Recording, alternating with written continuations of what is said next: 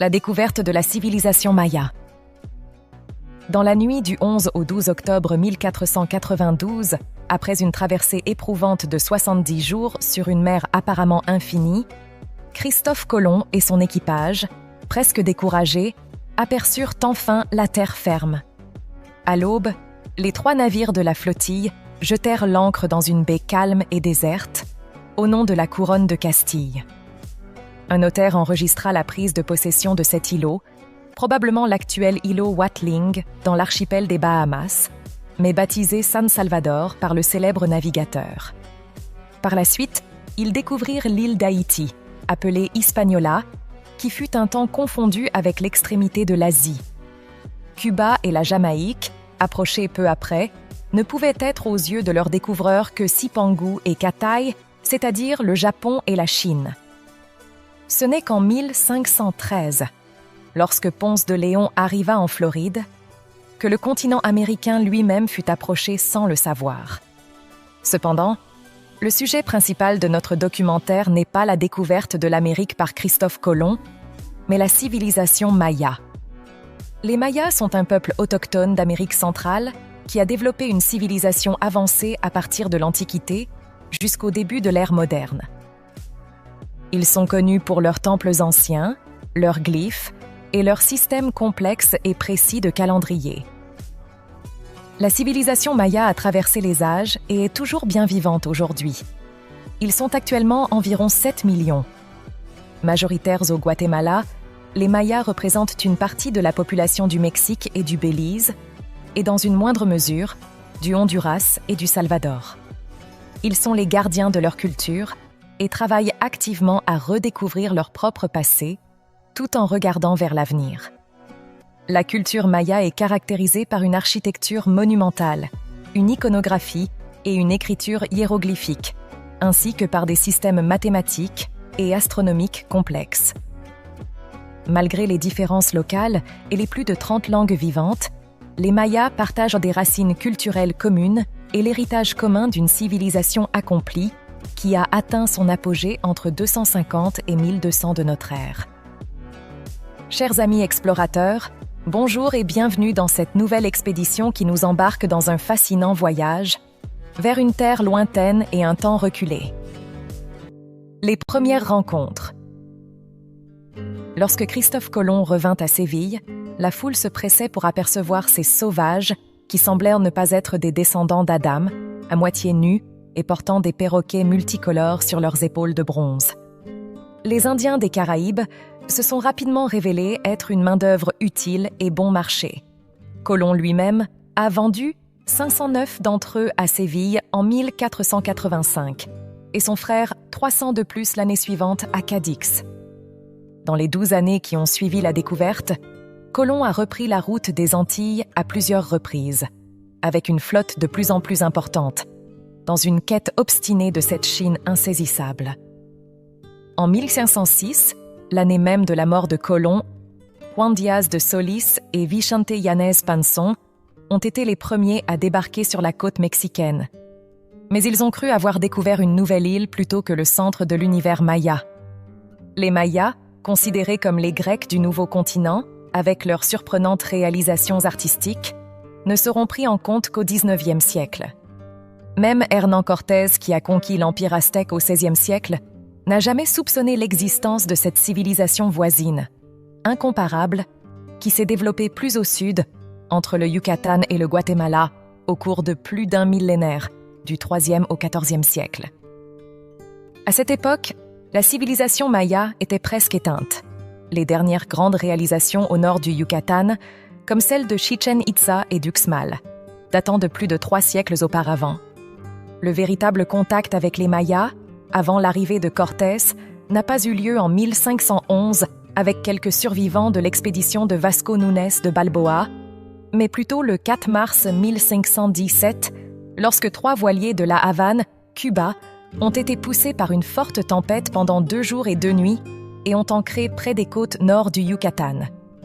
Plus précisément, la flottille était commandée par Francisco Hernández de Córdoba, un riche gentleman de Cuba, maître d'un village d'Indiens, qui cherchait des esclaves pour les plantations des Antilles qui avaient besoin d'une main-d'œuvre nombreuse, réduite en continu par la dureté du travail forcé et des épidémies. De nombreux colons aux Antilles avaient pris l'habitude de partir pour des expéditions dans les archipels voisins et sur les côtes de l'isthme du Panama. Partis au hasard vers le coucher du soleil, la tempête les a détournés de leur chemin vers les terres du Cap Catoche. Une certaine agitation suggérait qu'ils seraient près d'une foire. Bientôt, 2 ou 3 douzaines d'indigènes arrivèrent à bord en pirogue. Leur tunique de coton surprenait les Espagnols, car les indigènes des Antilles marchaient presque nus. De cette première observation, il a été considéré que les Mayas avaient plus de cerveau que le peuple cubain. Invités par des gestes des indigènes à explorer la ville, les Espagnols ont pris quelques mousquets et ont avancé prudemment. Après 2 heures de marche, ils sont tombés dans une embuscade. Un cri du chef indien a déclenché une pluie de flèches et une horde d'Indiens a surgi de la végétation, blessant rapidement 15 Espagnols. Cependant, le tonnerre de la poudre, inconnu dans le Nouveau Monde, a effrayé les attaquants. Malgré les pertes, ils ont décidé de continuer leur exploration et ont découvert une petite place bordée de 3 bâtiments en maçonnerie soigneusement construits. Selon Bernal Díaz del Castillo, dans son livre « Histoire de la conquête de la Nouvelle-Espagne », ces bâtiments abritaient un grand nombre d'idoles d'argile, certaines avec une tête de démon, d'autres représentant des femmes de grande taille, et beaucoup avec des visages hideux. Des coffres en bois remplis d'idoles ont également été trouvés dans les maisons. González, le prêtre de l'expédition, a pris et confisqué tout l'or qu'il a pu trouver. Les Espagnols, habitués depuis 7 siècles à la guerre contre l'islam, considéraient tous les infidèles comme des Maures. Les chroniqueurs ibériques, y compris Cortés, continuaient à appeler les temples mayas, aztèques ou inca mosquées. Sur le chemin du retour vers les bateaux, ils ont capturé 2 personnes portant une terrible tache noire, de poids, entre les yeux, une coutume maya pour forcer les enfants à avoir un strabisme considéré comme attrayant. Ils ont été baptisés immédiatement et nommés Julianillo et Melchiorejo, et utilisés comme intermédiaires entre les Espagnols et les indigènes. Les navires ont navigué d'abord vers l'ouest, puis vers le sud, longeant les rives et ayant la terre à gauche. Ils se sont arrêtés à l'endroit qu'ils ont immédiatement appelé la Punta de las Mujeres, car ici, quelques tours de pierre abritaient des idoles féminines auxquelles les Indiens donnaient des noms étranges. Lors de l'arrêt suivant, dans l'actuel Campeche, sur la côte orientale de la péninsule, les membres de la flottille ont remarqué avec surprise un édifice orné de sculptures sur le frontispice, représentant des animaux fabuleux qui semblaient se déchirer. En entrant dans ces temples, ils ont été dégoûtés à la vue des murs maculés de sang humain. Récemment, des sacrifices humains avaient eu lieu et même les longs cheveux noirs des prêtres étaient ébouriffés de sang coagulé. Les Mayas pratiquaient le sacrifice humain dans leur culture précolombienne, offrant du sang humain aux dieux et aux déesses comme nourriture et pour des rituels liés à la fertilité. Les sacrifices humains étaient souvent effectués sur des terrains de jeux de Baal, qui avaient diverses fonctions religieuses et politiques. Les prêtres mayas jouaient un rôle central dans les sacrifices humains, effectuant les rituels et offrant le sang aux dieux. Un matin, les Indiens ont attaqué les explorateurs espagnols avec une pluie de flèches, puis se sont jetés dans un corps à corps acharné. Ceux qui étaient capturés vivants étaient traînés par les cheveux sur les pierres des temples pour être sacrifiés. Les pertes furent lourdes et les Espagnols durent battre en retraite. Beaucoup avaient le cou entaillé par des couteaux et des flèches en bois, pointes de silex et d'obsidienne. Le chroniqueur Bernal Díaz del Castillo, alors âgé de 25 ans, fut touché par 3 flèches et même Hernández de Córdoba, le chef de l'expédition, mourut à son retour à Cuba à cause de ses blessures. De plus, sans eau, la flottille a été torturée par la soif. Cependant, revenant avec un peu d'or, de longues boucles d'oreilles en forme de canard ou de poisson, de l'or de mauvaise qualité, cela suffisait bien sûr à tenter les aventuriers. On parlait aussi de constructions en ciment, inconnues aux Antilles, et tout cela a fait beaucoup de bruit. Quelques vendeurs de rêves bien informés ont expliqué que les idoles étaient des figurines juives, emmenées là par les exilés par Titus et Vespasien après la chute de Jérusalem. À Puerto de Carenas, la Havane, et à Santiago de Cuba, où les temples, les vêtements et les bijoux vus ont été décrits avec de nombreuses fioritures, on ne parlait que d'un nouveau départ. Nouvelles expéditions. Diego Velázquez de Cuéllar, le conquérant et gouverneur de Cuba, a décidé d'envoyer une nouvelle flottille pour prendre possession de la nouvelle île pour la Castille. Il a confié cette mission à son parent, Juan de Grijalva, qui a mené l'expédition avec 240 volontaires. Les volontaires ont contribué aux frais de voyage, ce qui donne une idée du caractère relativement démocratique de ces actions. Les 4 navires étaient chargés d'eau, de nourriture et toutes sortes de choses bon marché à troquer, en particulier des perles de verre et des légumes, mais surtout du vin, car on avait observé que les Indiens avaient une attirance débridée pour lui, buvant souvent jusqu'à en tomber. Diego Velázquez de Cuéllar était un officier et administrateur espagnol dans le Nouveau Monde, qui a conquis l'île de Cuba et en a été gouverneur de 1511 à sa mort en 1524. Juan de Grijalva était un conquistador espagnol et un parent de Diego Velázquez. Il a exploré la côte orientale du Mexique en 1518 et a démontré que le Yucatan était une péninsule, et non pas, comme on le pensait auparavant, une île. La consommation de vin par les Indiens en Nouvelle-Espagne au XVIe siècle était un sujet de préoccupation pour les Espagnols. Bien que le vin soit un marqueur de l'identité espagnole, sa consommation excessive par les Indiens était considérée comme problématique. Les éventuelles dérives, telles que les ivresses licencieuses, étaient encore plus préoccupantes. Malgré les interdictions et les peines qui s'appliquaient aux vendeurs espagnols, la grande rentabilité de ce trafic constituait une motivation forte, parfois la raison principale qui expliquait l'arrivée des Espagnols dans ces villages. Le 25 janvier 1518, à l'aube, Santiago de Cuba s'éveille au son des sifflets et au rythme des tambours. Les hommes montent à bord des navires, la tête rasée de frais. Un détail qui n'a rien d'anodin. Les survivants du premier voyage avaient en effet remarqué que les Indiens, lors des luttes corps à corps, cherchaient à capturer leurs adversaires vivants en les attrapant par les cheveux pour les sacrifier plus tard à leurs dieux assoiffés de sang humain. Les guerres avec les Mexicains avaient d'ailleurs pour but principal de faire des prisonniers à cette fin.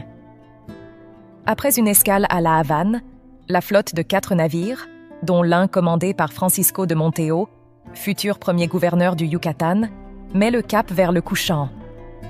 3 jours plus tard, l'île de Cozumel apparaît, flanquant la côte est du Yucatan. Aussitôt déclarée possession castillane, elle est explorée par les Espagnols qui découvrent dans un temple une grande idole creuse en argile, fixée au mur. Un prêtre s'y cachait sans doute pour répondre aux fidèles ébahis. Le 7 mai de la même année, un peu plus au sud, les imposants bâtiments en pierre de Tulum, alignés sur la falaise, se dévoilent aux yeux étonnés des conquistadors. Une ville si formidable que Séville elle-même ne puisse être plus belle et plus grande.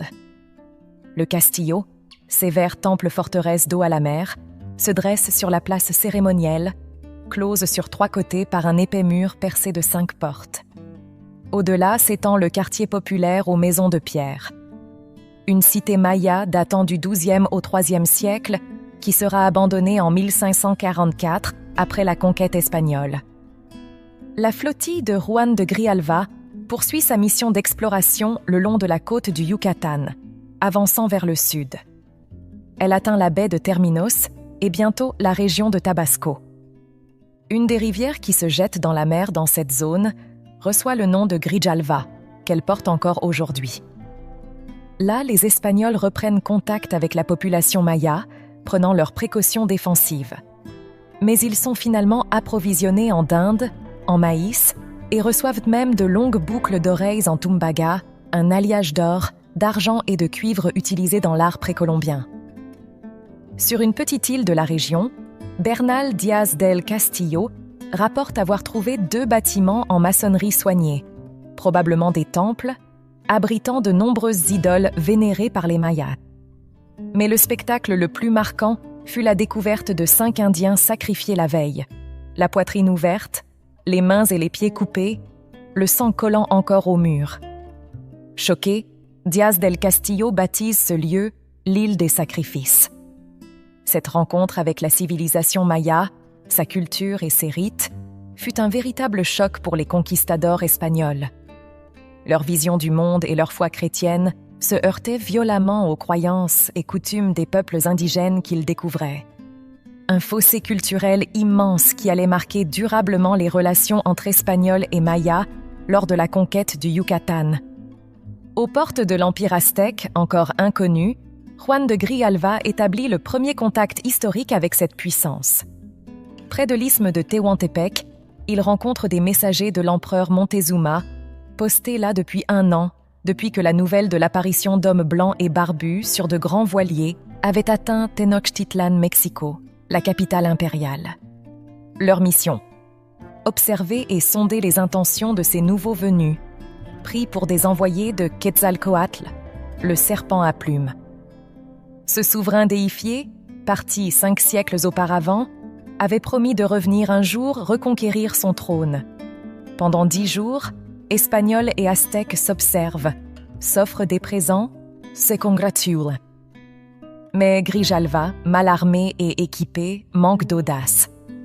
Il se montre moins téméraire qu'Hernán Cortés, qui, l'année suivante, s'enfoncera au cœur du Mexique et, jouant sur des rivalités tribales, parviendra à conquérir l'Empire avec des pertes relativement faibles. Surpris de voir la côte se prolonger vers l'ouest et de hautes chaînes montagneuses au loin, Grijalva doute de pouvoir boucler le tour de cette île. Avec une immense certitude, il décide de retourner à Cuba. Mais là, il est tourné en dérision quand on réalise que les 600 haches dorées, à peine rassemblées et achetées relativement chères aux Indiens de l'isthme, sont en fait en cuivre.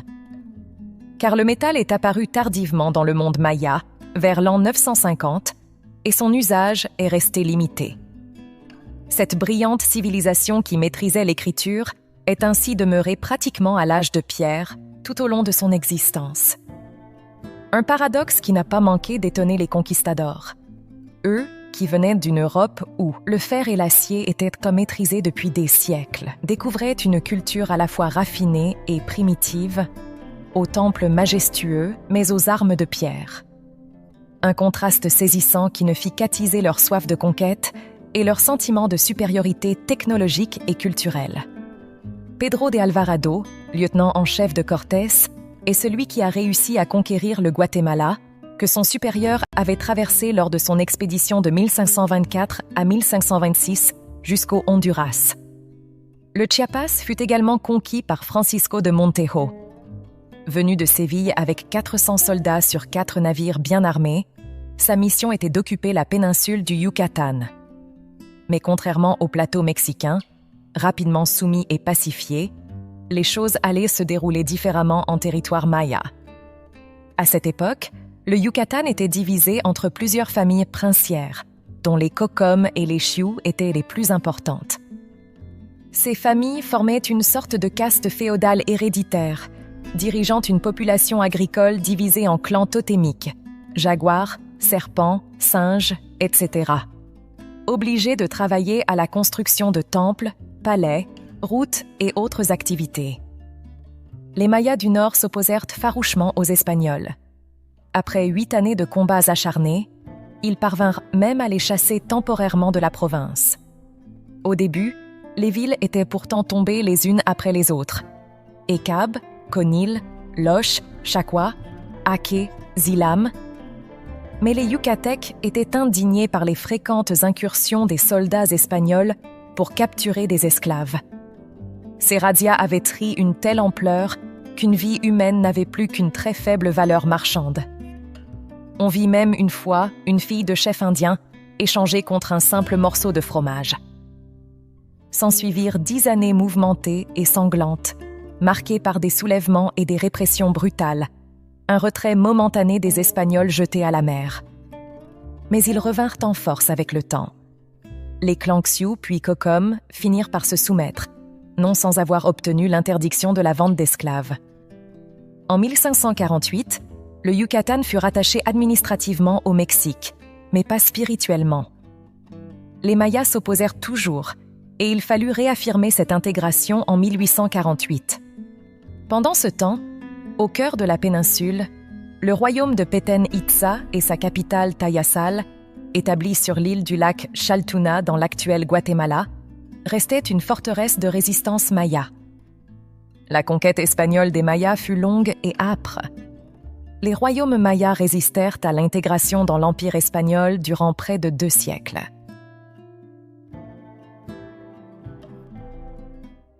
Le Vieux Monde découvre le Nouveau Monde. En 1520, à Valladolid, l'empereur Charles Quint se voit offrir un trésor venu du Nouveau Monde, des Indiens et de somptueux objets d'orfèvrerie. Ces êtres et ces créations éveillent la curiosité et l'admiration. L'empereur lui-même montre avec fierté un poisson d'argent incrusté d'or, cadeau qu'il regrette d'avoir dû céder au pape. Le célèbre orfèvre Benvenuto Cellini, dont le nom domine tout l'art de son siècle, est enthousiasmé. Avec Albrecht Dürer, il est le seul à avoir eu le privilège de contempler à Bruxelles ces bijoux et objets en pierre et plume offerts à Charles Quint. Cellini en apprécie la valeur artistique et les loue sans retenue. Dans son journal, le maître de Nuremberg s'émerveille. Parmi ces choses précieuses, valant 100 000 florins, j'ai vu des objets incroyablement beaux créés par l'homme. J'ai été surpris et ravi par le génie subtil des gens de ces pays lointains. Il décrit un soleil d'or d'une coudée, une lune d'argent de même taille, 2 salles emplies d'armes de combat, de cuirasses, d'instruments de jet étonnants, de costumes étranges. Tout était si grandiose qu'il semblait un miracle qu'on puisse voir tant de beauté. Contrairement à leurs contemporains qui ne voient dans ces objets que des curiosités exotiques et des bibelots barbares bon marché, Cellini et Dürer rendent ainsi le premier hommage aux artistes du Nouveau Monde. Ils reconnaissent la maîtrise technique et le sens esthétique de ces créateurs venus d'un autre univers culturel. Ce regard éclairé tranche avec l'ethnocentrisme dominant à l'époque. Il faudra attendre des siècles pour que l'art précolombien soit pleinement apprécié à sa juste valeur. Mais dès 1120, 2 grands artistes européens ont su percevoir le génie créatif de ces peuples lointains, ouvrant la voie à une reconnaissance de l'universalité de l'art. Ce n'est qu'en 1784 qu'arrive enfin la première commission officielle chargée d'étudier les vestiges mayas. Dirigée par José Calderón et Bernasconi, elle a pour mission, sur ordre de Charles III d'Espagne, de rédiger un rapport et de recueillir des objets d'art importants. Peu après, le capitaine Antonio del Rio, officier d'artillerie, est envoyé sur ces sites, notamment celui de Palenque, découvert 30 ans plus tôt. Mais ses méthodes de recherche sont destructrices. Son rapport, rédigé avec un certain Cabrera, paraîtra à Londres en 1822. Il peut être considéré comme le premier ouvrage d'archéologie maya, même si ses conclusions, comme l'origine égyptienne des bâtisseurs de Palenque, font aujourd'hui sourire. Le soi-disant comte Jean-Frédéric de Waldeck, Autrichien installé en France qui avait participé à l'expédition d'Égypte avec Bonaparte, vient à Palenque pour vérifier cette thèse.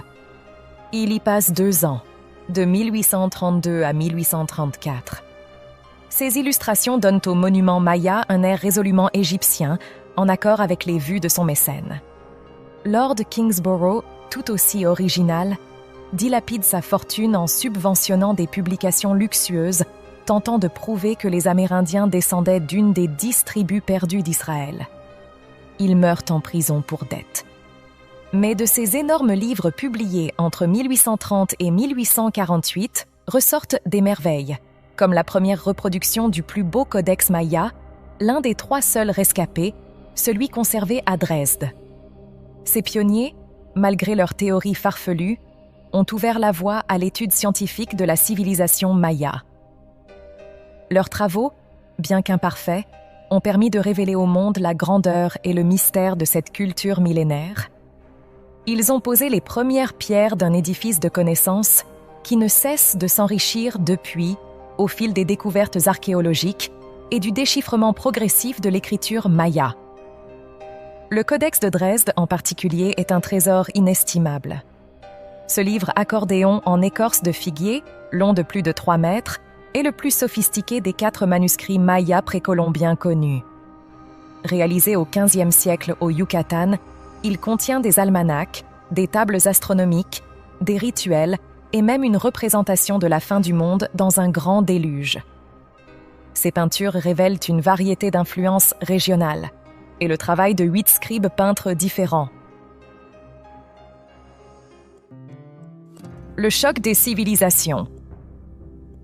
Les découvertes archéologiques des dernières décennies ont balayé l'ancienne théorie d'une civilisation maya isolée dans son splendide développement, inspirant ensuite les cultures voisines.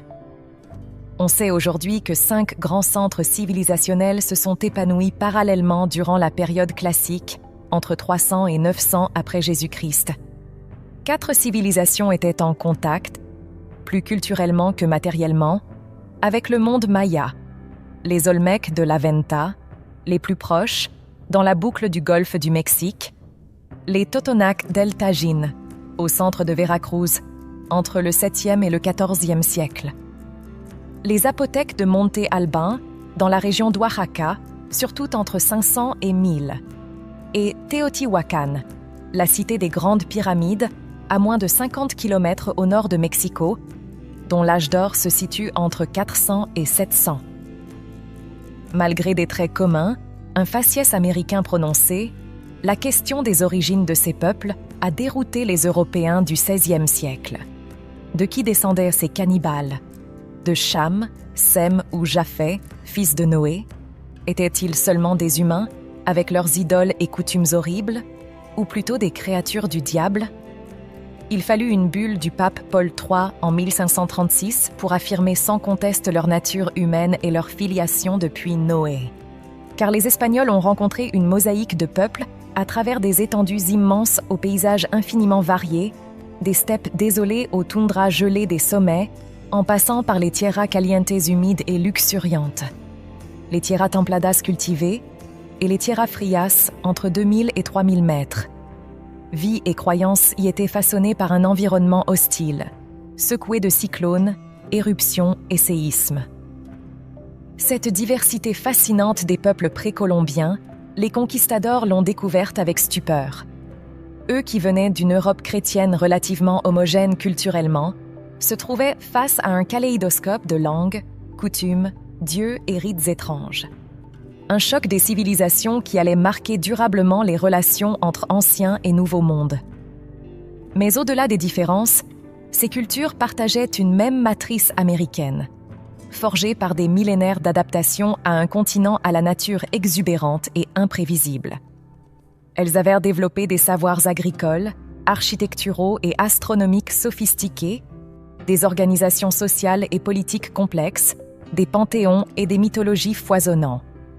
Un héritage inestimable que les archéologues s'attachent aujourd'hui à redécouvrir, révélant peu à peu les secrets de ces civilisations longtemps méconnues. Grâce à de nouvelles technologies comme le lidar, des cités enfouies sous la jungle sont mises au jour, comme récemment Ocomptún au Yucatan.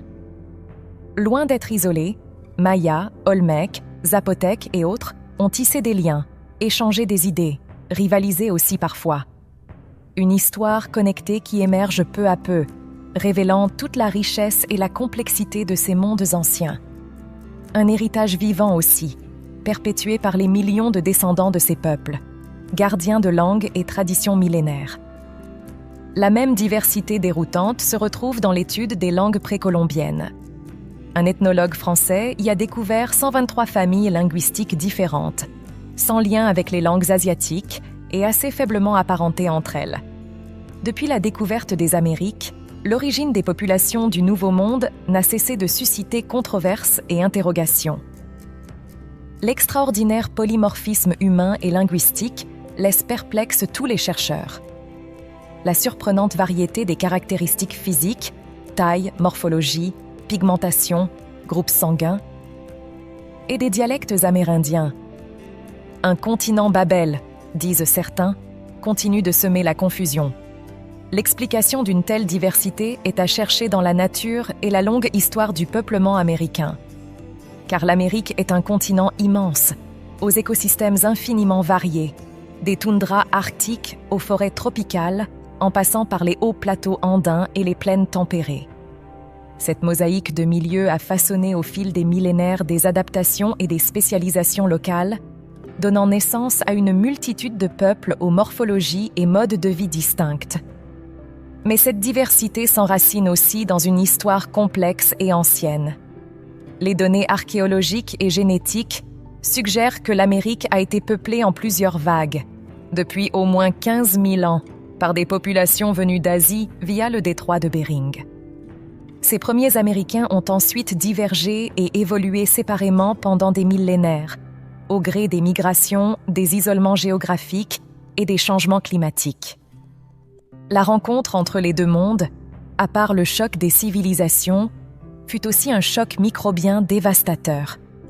Les Amérindiens, isolés depuis des millénaires, n'avaient pas d'immunité contre les maladies européennes comme la variole, la rougeole ou la grippe. Des épidémies terribles décimèrent les populations, faisant disparaître en quelques décennies jusqu'à 90% des Amérindiens dans certaines régions.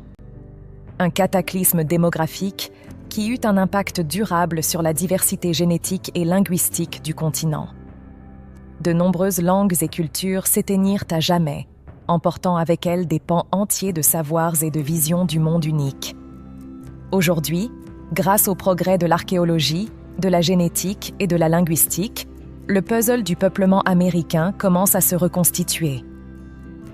Les scientifiques retracent peu à peu les migrations anciennes, les liens entre les peuples, les parentés linguistiques insoupçonnées. Une histoire fascinante et complexe émerge, révélant toute la profondeur temporelle et la richesse humaine des Amériques précolombiennes. Malgré la multiplication de thèses contradictoires, parfois séduisantes ou fantaisistes, les spécialistes s'accordent aujourd'hui sur le scénario suivant. Entre 15 000 et 9 000 ans avant notre ère, de petits groupes de chasseurs d'Asie du Nord-Est, aux traits mongoloïdes encore visibles chez la plupart des Amérindiens, sont entrés progressivement en Amérique par le détroit de Bering. Certains seraient eux-mêmes venus, en plusieurs étapes, des îles océaniques et indonésiennes via les Aléoutiennes. Les îles Aléoutiennes, également connues sous le nom d'Aleutian Islands en anglais, forment un archipel situé en mer de Bering au sud-ouest de l'Alaska. Arrivés sur le continent, ces Asiatiques migrent vers le sud, traquant gibier, poissons et fruits sauvages. En Amazonie, certains groupes en sont encore aujourd'hui à ce stade de chasseurs-cueilleurs. Dans la vallée de Mexico, alors marécageuse et parsemée de lagunes, ces nomades s'attaquent aux grands mammifères comme le mammouth et une espèce disparue de bisons, les forçant parfois à sauter du haut des falaises, comme à Solutré, un site géologique important en Bourgogne. Il y a 7000 ou 8000 ans, avec le réchauffement climatique, cette mégafaune s'éteint. Les chasseurs s'adaptent, se nourrissant d'oiseaux, tortues, lapins et plantes sauvages. Peu nombreux et dispersés, ils tentent les premières cultures en différents points entre Mésoamérique et Pérou. Maïs, haricots, courges, patates douces, piments, coton, tabac. Vers 2500 avant notre ère, la révolution agricole s'accélère. De petits villages permanents se créent. La poterie apparaît vers 2300, notamment dans la vallée de Tehuacan, où la présence humaine est continue. Dans le bassin de Mexico, les premiers villages d'agriculteurs sédentaires, Tlatilco, El Arbolillo, Zacatenco, Cuicuilco, surgissent vers 1000 avant notre ère près des lacs giboyeux. Ces paysans des temps anciens cultivent maïs, tomates, courges, piments et haricots, mais chassent et pêchent aussi pour compléter leur alimentation. Les femmes tissent le yucca et l'agave. Potiers habiles, ils modèlent d'élégants récipients et de petites figurines en terre cuite liées aux rites de fertilité, où seul le dieu du feu, un vieil homme, les surpasse en nombre. Vers 600 avant notre ère, les premiers grands sanctuaires sur plateforme, annonçant les futures pyramides, apparaissent à Cuicuilco. Mais 3 siècles plus tard, la lave recouvre ce haut lieu de culte. Ainsi, en quelques millénaires, les premiers Américains sont passés du nomadisme à la sédentarité, de la chasse-cueillette à l'agriculture, posant les bases des grandes civilisations à venir. Une évolution complexe et fascinante, fruit d'adaptations ingénieuses à des environnements variés, du froid arctique à la moiteur amazonienne. Mais cette histoire ancienne reste encore pleine de mystères. Quand et par où exactement sont arrivés les premiers humains? Quels chemins ont-ils empruntés pour peupler cet immense continent? Comment expliquer la formidable diversité linguistique et culturelle des Amériques précolombiennes? Autant de questions qui passionnent les chercheurs et suscitent de vifs débats. Car retracer la genèse des civilisations amérindiennes, c'est remonter aux sources mêmes de l'aventure humaine dans le Nouveau Monde. Une quête des origines qui n'a pas fini de nous émerveiller et de nous interroger sur notre propre place dans l'histoire de la planète. Sa Majesté le maïs. L'apparition de la culture du maïs il y a 3000 à 4000 ans avant notre ère dans le sud du Mexique et le golfe du Mexique a provoqué des changements profonds dans la vie des Amérindiens. Les botanistes sont divisés sur son origine exacte, Amérique centrale ou du Sud. Au centre du monde maya se trouve cette plante sacrée, nourricière et divine, le maïs. Car pour les Mayas, le maïs n'était pas qu'une simple céréale. C'était la substance même dont les dieux avaient façonné les humains selon leur mythe fondateur. Le maïs rythmait la vie des Mayas, du semis à la récolte. Chaque étape était accompagnée de rituels et de cérémonies en l'honneur des divinités du maïs, comme le jeune dieu épi Hunhunapu. Les paysans mayas, qui formaient 90% de la population, vouaient un véritable culte à cette plante qui les nourrissait. Ils la cultivaient avec amour et respect sur leurs champs, les milpas, après avoir brûlé et défriché la forêt. Le maïs était bien plus que la base de l'alimentation maya. Il était au cœur de leur vision du monde, de leurs croyances, de leur art. Les temples et les palais étaient ornés de représentations de dieux du maïs. Les élites portaient de somptueuses coiffes en forme d'épis. Le cycle du maïs, de la germination à la récolte, symbolisait la résurrection et la fertilité. Mais le maïs a aussi profondément transformé la société maya. En permettant de nourrir une population croissante, il a favorisé l'essor des cités et des royaumes. En ne mobilisant les paysans que 200 jours par an, il leur a permis de dégager du temps pour des activités intellectuelles, artistiques et religieuses. Les élites et les prêtres, libérés des tâches agricoles, ont pu se consacrer aux sciences, aux arts et aux rituels. Selon Eric S. Thompson, sans le maïs, les Mayas n'auraient pas eu les ressources et la main-d'œuvre pour construire leurs pyramides et temples. L'amour mystique qu'ils vouaient au maïs a motivé les paysans à réaliser ces projets. Le maïs faisait l'objet d'une véritable vénération religieuse chez les Mayas. Chaque étape du calendrier agricole donnait lieu à des célébrations. Les mythes faisaient naître l'homme du maïs. Cependant, cette dépendance au maïs a aussi rendu les Mayas vulnérables. Lorsque de longues sécheresses ont frappé les basses terres mayas entre le 8e et le 10e siècle, les récoltes ont dramatiquement chuté. La famine et les conflits pour les ressources ont précipité l'effondrement des royaumes de la période classique.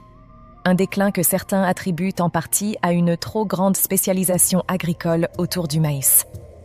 Malgré ce revers de l'histoire, le maïs est resté au cœur de l'identité des peuples mayas jusqu'à aujourd'hui. Dans les villages du Guatemala ou du Yucatan, on continue de le vénérer et de le cultiver selon des rites ancestraux. Les variétés traditionnelles, aux grains bleus, rouges ou noirs, sont précieusement conservées. Car le maïs est bien plus qu'une plante pour les descendants des Mayas. C'est un héritage vivant, un lien direct avec leurs glorieux ancêtres bâtisseurs de pyramides. C'est le fil qui relie le présent au passé, la terre au ciel, les hommes aux dieux. En cultivant le maïs, en le consommant lors de repas rituels, il perpétue une tradition millénaire qui a façonné l'une des plus fascinantes civilisations de l'histoire humaine. La culture Olmec de la Venta, qui a précédé ou coexisté avec les Mayas à leur début, a posé les bases de la civilisation maya en développant la culture du maïs. Les Olmecs sont considérés comme la première grande civilisation mésoaméricaine qui s'est épanouie entre 1600 et 400 avant Jésus-Christ sur la côte du golfe du Mexique, dans les États actuels de Veracruz et Tabasco. Le terme Olmec signifie « habitant du pays du caoutchouc » en langue nahuatl et leur a été donné bien après leur apogée par les Aztèques. On ne connaît pas le nom qu'ils se donnaient eux-mêmes. Leur influence culturelle s'est étendue dans une grande partie de la Mésoamérique, du centre du Mexique jusqu'au Costa Rica. Ils sont considérés comme la culture mère, ayant influencé les civilisations postérieures comme les Mayas et les Aztèques. Les principaux centres Olmecs étaient San Lorenzo, La Venta et Tres Zapotes. La Venta, sur une île au milieu des marécages, fut leur capitale et centre cérémoniel majeur entre 1000 et 500 avant Jésus-Christ. Ils sont célèbres pour leurs têtes colossales en basalte pouvant peser jusqu'à 50 tonnes, probablement des portraits de dirigeants, ainsi que pour leurs sculptures de jaguars et d'hommes jaguars, animal vénéré. Leur art très distinctif mêle des traits humains et animaux et se caractérise par des yeux enfoncés, des lèvres charnues et une expression sévère. Il avait une forte dimension religieuse et symbolique. Il pratiquait des rituels impliquant des offrandes précieuses dans des lieux naturels, sources, rivières, puis dans leur centre cérémoniel. Les sacrifices humains étaient probablement pratiqués. Le déclin de la civilisation olmèque commence vers 400 avant Jésus-Christ, peut-être en raison de changements environnementaux, mais les causes précises restent inconnues. Leur héritage culturel a cependant perduré longtemps après. Redécouverts à partir du 19e siècle, ils ont fait l'objet de nombreuses spéculations, origine africaine, voire extraterrestre, avant que les recherches, surtout à partir des années 1940, ne confirment leur identité mésoaméricaine. Quoi qu'il en soit, les Olmecs furent une brillante civilisation très influente, à l'origine de nombreux traits culturels fondamentaux de la Mésoamérique. Malgré les mystères qui les entourent encore, les recherches récentes permettent peu à peu de mieux cerner leur identité et leur rôle crucial dans l'histoire de cette région du monde. Spiritualité mésoaméricaine. Les Olmecs sont considérés comme la première grande civilisation mésoaméricaine qui s'est épanouie entre 1600 et 400 avant Jésus-Christ sur la côte du golfe du Mexique, dans les États actuels de Veracruz et Tabasco. Leur influence culturelle s'est étendue dans une grande partie de la Mésoamérique, du centre du Mexique jusqu'au Costa Rica. Ils sont considérés comme la culture mère, ayant influencé les civilisations postérieures comme les Mayas et les Aztèques. La religion des Mayas et des Olmecs était polythéiste, entourée de superstitions, de présages et de magie. Leur vision du monde était profondément religieuse, tragique, pessimiste et fataliste. La mort menaçait tout, même les étoiles. Les Mayas et les Olmecs croyaient que l'homme avait la responsabilité de maintenir l'ordre cosmique par des rituels et des sacrifices, notamment humains, pour nourrir les dieux et les étoiles, afin d'éviter la destruction du monde. Chacun avait un rôle à jouer pour restaurer l'équilibre entre la vie et la mort.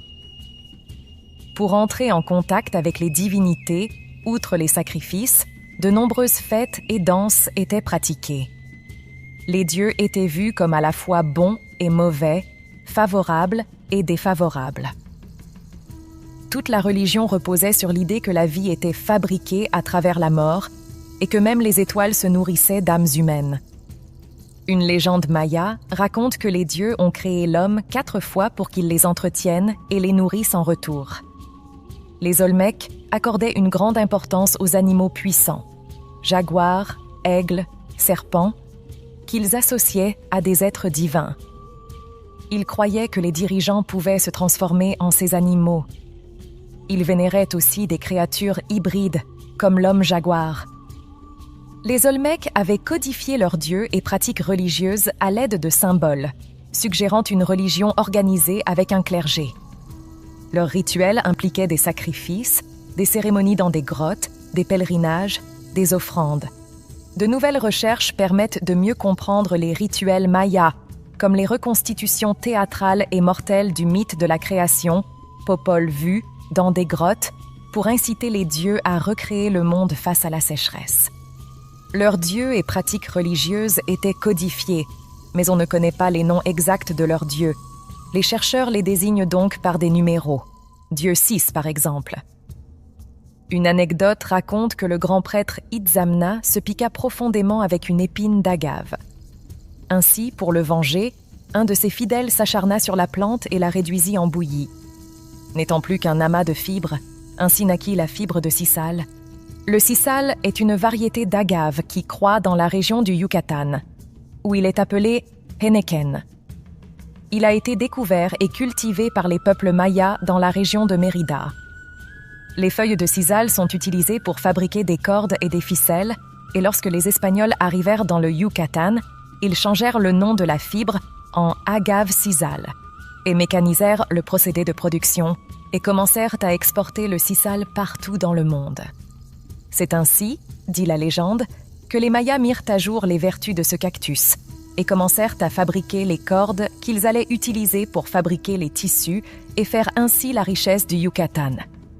Pendant des siècles, les Mayas tissèrent leurs hamacs à partir de cette fibre, jusqu'à ce que le coton, fabriqué de manière industrielle dans les années 20 environ, plus doux et agréable à la peau, vint détrôner le sisal. Le Yucatan a pendant longtemps été le seul endroit sur Terre où se cultivait ce cactus, avant que les Brésiliens n'en plantent sur leur terre. Un autre rituel maya surprenant consistait à placer des enfants dans des cenotes, puis naturelles, durant quelques heures pour qu'ils parlent aux dieux, avant de les récupérer pour entendre le message divin. Ceci est probablement lié à la légende des Alux. Les Alux sont des petites créatures à l'apparence d'enfants et à l'esprit farceur. Il se dit que dans les champs de maïs du Yucatan, les Alux s'intéressaient à la façon dont les champs étaient traités par les humains. Si les champs étaient maltraités, les Alux envoyaient une rafale de maladies, des fièvres et de la folie, toutes portées par le vent, ou mauvais air, en maya. Cependant, si les Alux recevèrent des aliments et s'ils étaient traités avec politesse, ils s'occupèrent des champs et généraient une bonne récolte en retour. Les Alux sont ainsi passés dans la vie quotidienne. Si par exemple, un Mexicain perd ses clés de voiture et qu'il les retrouve 1 heure après, les Mayas disent que c'est l'esprit farceur des Alux qui est responsable. Aujourd'hui, les paysans mexicains qui demandent de l'aide et la protection aux Alux doivent leur construire une petite maison. On dit que ces êtres sont des descendants des nains d'Uxmal créés par les anciens prêtres mayas et ne sortent des grottes qu'au coucher du soleil. Ensuite, à Teotihuacan, un rite appelé Tlacacalistli consistait à capturer des chefs ennemis, les dénuder, les attacher à un poteau et les tuer à coups de flèche. Leur sang devait nourrir symboliquement la terre. La religion maya était profondément liée aux cycles agricoles et astronomiques. Des fêtes et danses rituelles en costume divin permettaient de communiquer avec les dieux. Selon la légende, les dieux ont créé les humains à partir de maïs après plusieurs essais infructueux, en boue, en bois. Mais les premiers humains étaient trop parfaits, menaçant l'autorité divine, et furent en partie détruits. Une prophétie annonçait le retour du dieu Quetzalcoatl, le serpent à plumes, sous les traits d'un homme blanc et barbu. Certains Aztèques auraient d'abord pris le conquistador Cortés pour cette divinité revenue. Les Mayas croyaient en des cycles de création et destruction. Il y a 12 ans, nous étions dans le 4e monde, qui s'acheva en décembre 2012 selon certains calculs. Mais contrairement aux idées reçues, cela marqua le début d'un nouveau cycle et non une fin définitive du monde. Aujourd'hui, près de 3 millions de personnes parlent encore des langues mayas et perpétuent certaines traditions, malgré la conversion au catholicisme et les bouleversements de la conquête. Nous voilà passer en revue brièvement la spiritualité de ce peuple mystérieux. Les religions mésoaméricaines sont extrêmement riches et complexes, mêlant cycles naturels, sacrifices, mythes fondateurs, êtres surnaturels et pratiques divinatoires. La religion occupait une place centrale chez les Mayas et les Olmèques, avec une vision du monde tragique où l'homme devait nourrir les dieux par des rituels et sacrifices pour maintenir l'ordre cosmique. Un système de croyances complexe mêlant polythéisme, animisme, fatalisme et responsabilité humaine face aux forces surnaturelles. Portrait et mode de vie des Mayas. Les Mayas actuels sont les descendants des Mayas de la période classique, malgré les nombreux métissages qui ont eu lieu au fil du temps. Les représentations sculptées ou peintes permettent d'esquisser un portrait physique des Mayas de l'époque. Ils étaient robustes, de petite taille, 1,54 m pour les hommes et 1,42 m pour les femmes, avec des jambes en X à cause du temps passé sur les hanches de leur mère et de leur sœur. Ils avaient un front aplati artificiellement, un crâne allongé et étroit déformé par des planches durant l'enfance. Certaines familles nobles pratiquaient une déformation en forme de coquille. Leur visage présentait des pommettes saillantes, un prognatisme, mâchoire proéminente, peu ou pas de barbe. Ils avaient souvent un strabisme causé par un petit objet fixé à la base du nez avec de la poix. Les dents étaient limées ou incrustées de jade, les oreilles et le nez percés pour accrocher des bijoux et un anneau à lèvres inférieures. Leur corps était brun ou cuivré, peint ou tatoué, et ils avaient des cheveux noirs longs et raides, souvent tressés et avec une partie du sommet de la tête rasée. Les hommes mayas portaient généralement un sérap, un poncho aussi appelé pati, et un morceau de tissu plus ou moins long au niveau des cuisses, avec des sandales andins aux pieds, attachées avec des ficelles de fibres d'agave. Ils sont décrits comme doux, réservés, généreux, accueillants, rêveurs et paresseux, avec peu de propension à la violence et aux excès, à part boire. Ils aiment aussi beaucoup la pipe. L'art maya est souvent traversé par des images fantastiques et surprenantes, remplies de surnaturel. Cette imagination débordante et parfois aberrante est une constante du génie maya, comme on peut le lire dans le Popol Vuh, où les chaudrons et les plats se rebellent contre les maîtres, ou dans les histoires de Miguel Ángel Asturias, qui ont fasciné Paul Valéry. Les femmes mayas doivent être modestes et baisser les yeux lorsqu'elles rencontrent ou servent un homme. L'adultère est sévèrement puni, conduisant les coupables à être empalés ou transpercés de flèches. Leur rôle principal est de s'occuper du moulin à pierre avec lequel elles devaient moudre le maïs et préparer les tortillas. Le maïs est au cœur de la vie maya, fournissant de la nourriture et des boissons et étant à l'origine du chocolat. Les hommes mayas préfèrent le balch, un hydromel enivrant, qui a également un rôle religieux et est bu lors de cérémonies et de rituels pour demander des faveurs.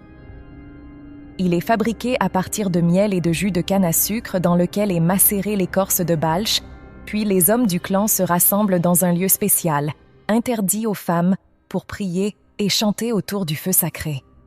Ils brûlent du pomme, résine copal, dans des vases d'argile décorés d'images de Dieu et ont les joues peintes, ainsi que les membres et les tuniques, avec de l'achiote orange. L'achiote est une épice rouge-orange, fabriquée à partir des graines du fruit de l'arbre qui porte le même nom. Elle est couramment utilisée dans la cuisine latino-américaine, pour colorer et assaisonner les plats. Les Mayas ont une passion innée et incommensurable pour la cuisine et le spectacle.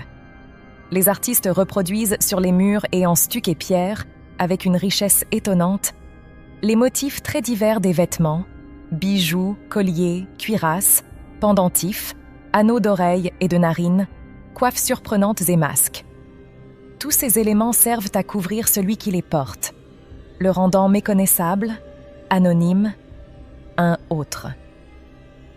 La société maya était structurée selon un modèle proche de celui de la société féodale, avec un prince ou un chef de tribu dirigeant la cité-État, avec sa noblesse, le clergé et la masse du peuple, composée en grande partie de paysans.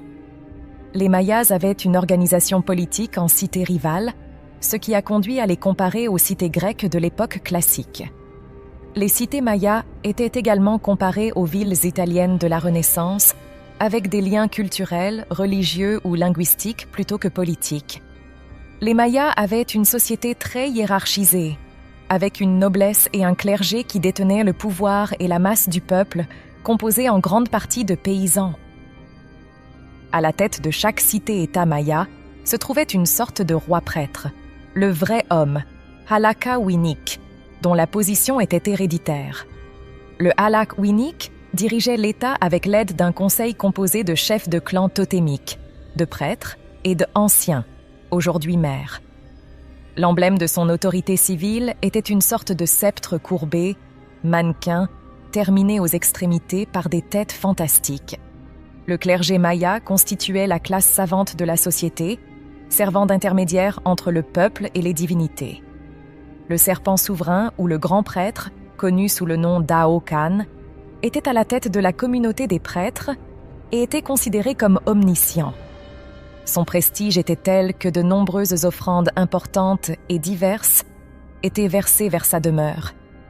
Il était le premier conseiller du prince et toutes les tâches culturelles et religieuses étaient incluses dans son domaine d'activité, notamment l'astronomie, la divination, les calculs chronologiques, l'élévation de temples et d'autels, la rédaction des codex, l'éducation des novices, les règles de l'agriculture et les sacrifices.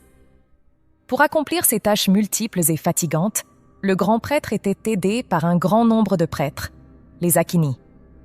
Une autre classe de prêtres, les Shilami, qui étaient des guérisseurs et des devins, étaient également très respectés par le peuple et avaient des contacts plus étroits avec la population que les Akini qui se connectaient avec les divinités. Paradoxalement, la tâche du grand prêtre, qui exigeait la maîtrise d'un savoir très vaste, était héréditaire. Cela signifie que le poste de grand prêtre était transmis de génération en génération au sein de la même famille, indépendamment des compétences ou des connaissances de l'individu. La grande masse du peuple était composée principalement de paysans qui, en cas de besoin, pouvaient se transformer en armée ou en équipe d'ouvriers pour les travaux publics. Les artisans et les artistes formaient des corporations spécialisées dans des tâches plus complexes, telles que la sculpture sur silex et jade, la réalisation de mosaïques de plumes, la peinture et la production de poteries de luxe. La classe théocratique et féodale était soutenue par le peuple grâce à des hommages, des offrandes et des corvées, ce qui a permis la construction de pyramides, de temples, de palais et de routes. Cependant, les élites n'ont pas semblé contribuer à l'amélioration des techniques pour faciliter l'effort demandé au peuple. Et tout a été transporté et sculpté uniquement par la force des bras et avec des outils néolithiques. Au IXe siècle, il y a eu un abandon de la part du peuple épuisé par le combat et les efforts demandés. Les élites ont probablement été contraintes de se restructurer et de devenir des paysans. Et il y a parfois des traces d'émeutes qui montrent que le changement ne s'est pas produit sans heurts. En dessous des paysans se trouvait une caste d'esclaves, les Pentakobi, probablement alimentés par des incursions militaires ou des prisonniers de droit commun. Cependant, très peu de choses sont connues sur leur statut et leurs conditions, et le sujet fait l'objet de discussions entre spécialistes. Les Mayas étaient généralement monogames. Les adolescents se regroupaient séparés selon leur sexe, et les premières rencontres étaient maladroites, avec des échanges de regards furtifs. Eric Thompson décrit une coutume au bord du lac Atitlan, où un jeune homme brise la cruche d'une femme qu'il désire lorsqu'elle va chercher de l'eau. Si elle ne proteste pas, cela signifie qu'elle accepte, sinon il doit essayer avec quelqu'un d'autre. Les mariages étaient précédés de longues négociations menées par les prétendants officiels. Le mari devait vivre avec sa belle-famille pendant 3 à 6 ans après le mariage pour aider son beau-père dans la culture de la milpa, la chasse et la pêche. Lors de la chasse, ils creusaient des trous et mettaient des pièges. Dans la maison, ils entretenaient la réserve de bois et élevaient des abeilles d'une espèce spéciale sans aiguillon dans des ruches faites de troncs d'arbres creux. Le mari devait également faire quelques cadeaux à sa femme, tels que des graines de cacao, des perles taillées dans des coquillages, du tissu de coton, des pichets ou d'autres objets en céramique. Le prêtre fixait la date du mariage en fonction de la position astrale des futurs époux. La cérémonie de mariage était généralement l'occasion de festins où l'on buvait beaucoup de balch, un hydromel fort. Les femmes servaient à table en évitant le regard des hommes et en détournant la tête pendant qu'ils buvaient. Pour les Mayas, la stérilité était très déshonorante pour une femme et pouvait entraîner le divorce. Cependant, si une femme rêvait d'un serpent, cela était considéré comme un signe qu'elle allait bientôt devenir mère et elle en était heureuse. Les enfants étaient élevés de manière stricte dans un grand respect pour les parents. Ils apprenaient à respecter les autres, en particulier les personnes âgées, en observant le respect de leurs parents envers leurs propres parents.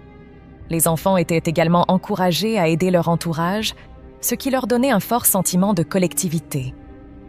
Les Mayas de la période classique avaient des pratiques corporelles spécifiques pour répondre à leurs standards de beauté. Les parents des milieux plus aisés pressèrent la tête du bébé entre des planches pour lui donner une forme allongée et déchiquetée, visible sur de nombreux bas-reliefs. Les hommes et les femmes se coupaient les incisives ou y incrustaient de petits grains de pyrite, d'obsidienne ou de jade lorsque cela était possible. Les guerriers se laissaient souvent des cicatrices sur le visage, certaines en forme de perles. Les jeunes peignaient tout leur corps et leur visage en rouge, sauf pendant les périodes de jeûne où le noir était rendu. Le noir était également la couleur des guerriers et le bleu était la couleur des prêtres. Des capsules en céramique peintes et gravées étaient utilisées et trempées dans de la peinture pour peindre le corps. Les femmes peignaient leur buste de la même manière, sauf leurs seins. Après plusieurs années de vie commune dans la cabane des parents de l'épouse, le couple, aidé par des amis, il construisait sa propre cabane dans une milpa, terre défrichée pour la culture. Les maisons mayas étaient reconstruites avec des matériaux locaux tels que la pierre, les briques crues, le bois et les branches de palmier, en fonction de la région où elles se trouvaient. La forme rectangulaire était la plus courante, bien que des formes rondes ou carrées soient également utilisées. Les maisons n'ont pas beaucoup changé d'apparence au cours des 2 derniers millénaires. Avant d'emménager dans une nouvelle maison, des rites de purification étaient pratiqués pour chasser les mauvais esprits. Les maisons plus spéciales avaient un mur de séparation intérieure, divisé en 2 pièces.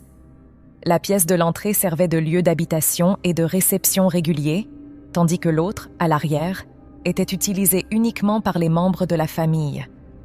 Le mur intérieur pouvait être décoré de peintures. Les meubles se composaient de bancs, de tables basses, de nattes, de lits en bois recouverts de nattes de jonc et de réserves de maïs conservées dans des caisses en bois ou des récipients en terre cuite. Les femmes mayas se levaient très tôt, vers 3 ou 4 heures du matin, pour préparer le petit déjeuner. Le repas du matin se composait généralement de tortillas, galettes de maïs ou de haricots, ou d'atol. L'atol était un jus chaud à base de maïs moulu et bouilli dans de l'eau avec du miel, en particulier pour les familles pauvres. Après le petit déjeuner, les hommes partaient travailler au champ, à la chasse ou à d'autres travaux. Ils pouvaient également aller pêcher dans leurs pirogues, sur la mer ou sur les nombreux cours d'eau, sur les bras de rivière ou dans les lagunes du Chiapas ou du Tabasco. Les gens de la côte avaient de grandes pirogues pouvant accueillir jusqu'à 40 personnes et quelques skiffs à double coque, similaires à certains catamarans.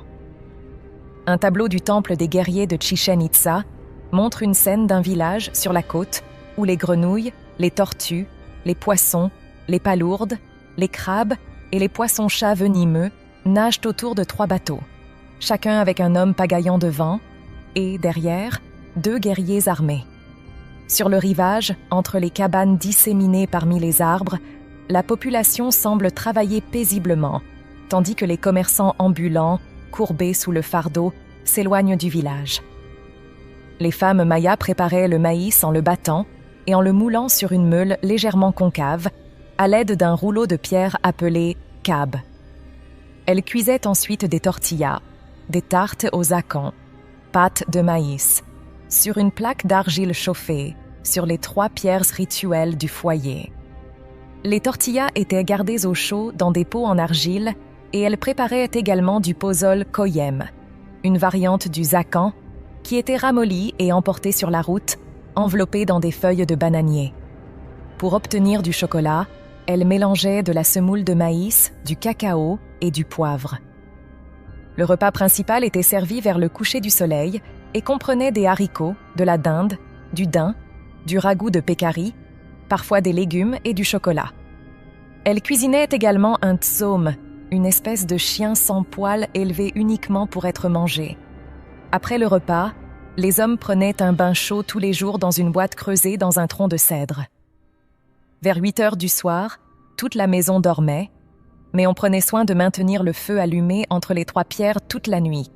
Il est possible que l'odeur âcre de la fumée ait imprégné tout, en particulier les vêtements. La mort et les funérailles d'un chef maya étaient une cérémonie élaborée et significative, basée sur les traditions et les observations archéologiques décrites par Eric Thompson dans son livre « The Rise and Decline of Maya Civilization », la grandeur et la décadence de la civilisation maya. Au moment du décès, les proches inséraient une perle de jade dans la bouche du défunt, dans laquelle l'âme du mort entrait comme dans une nouvelle demeure, ainsi qu'une poignée de millets. Pour les funérailles, parents, voisins et dignitaires participaient en nombre. Certains transportés en palanquin, s'éventant lentement, tandis que les porteurs du corps des défunts transpiraient, recouverts seulement d'un petit tissu autour des hanches.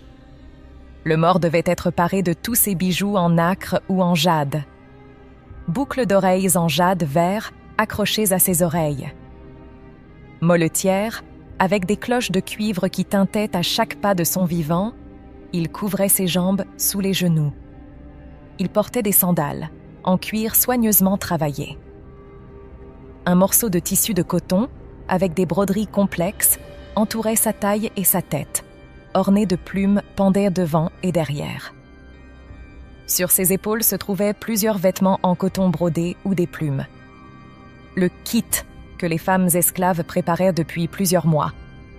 Ainsi paré, le défunt était placé, accroupi, à l'intérieur d'une grande caisse en bois qui ne pouvait pas être appelée cercueil, étant presque cubique. 4 esclaves portaient la litière sur laquelle cette caisse a été posée.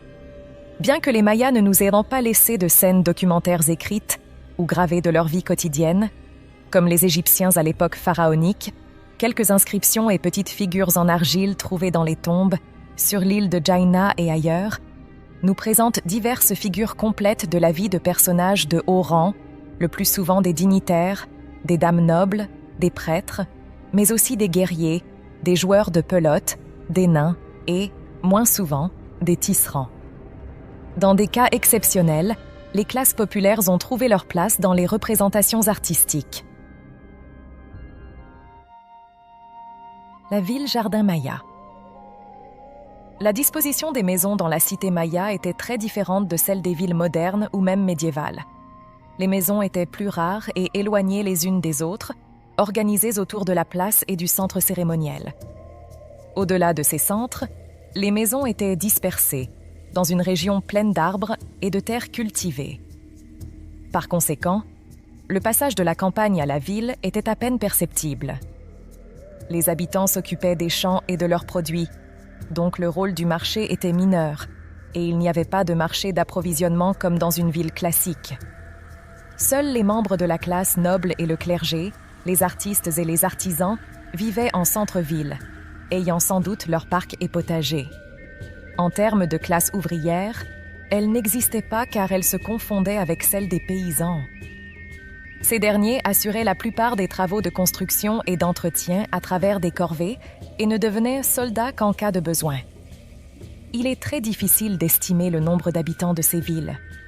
Le Carnegie Institute a opté pour le chiffre de 50 000 pour Waxahchun, tandis que Morley, l'un des plus grands spécialistes, a estimé jusqu'à 200 000 habitants pour chacune des villes les plus importantes, Tikal, Copan, Uxmal, Chichen Itza.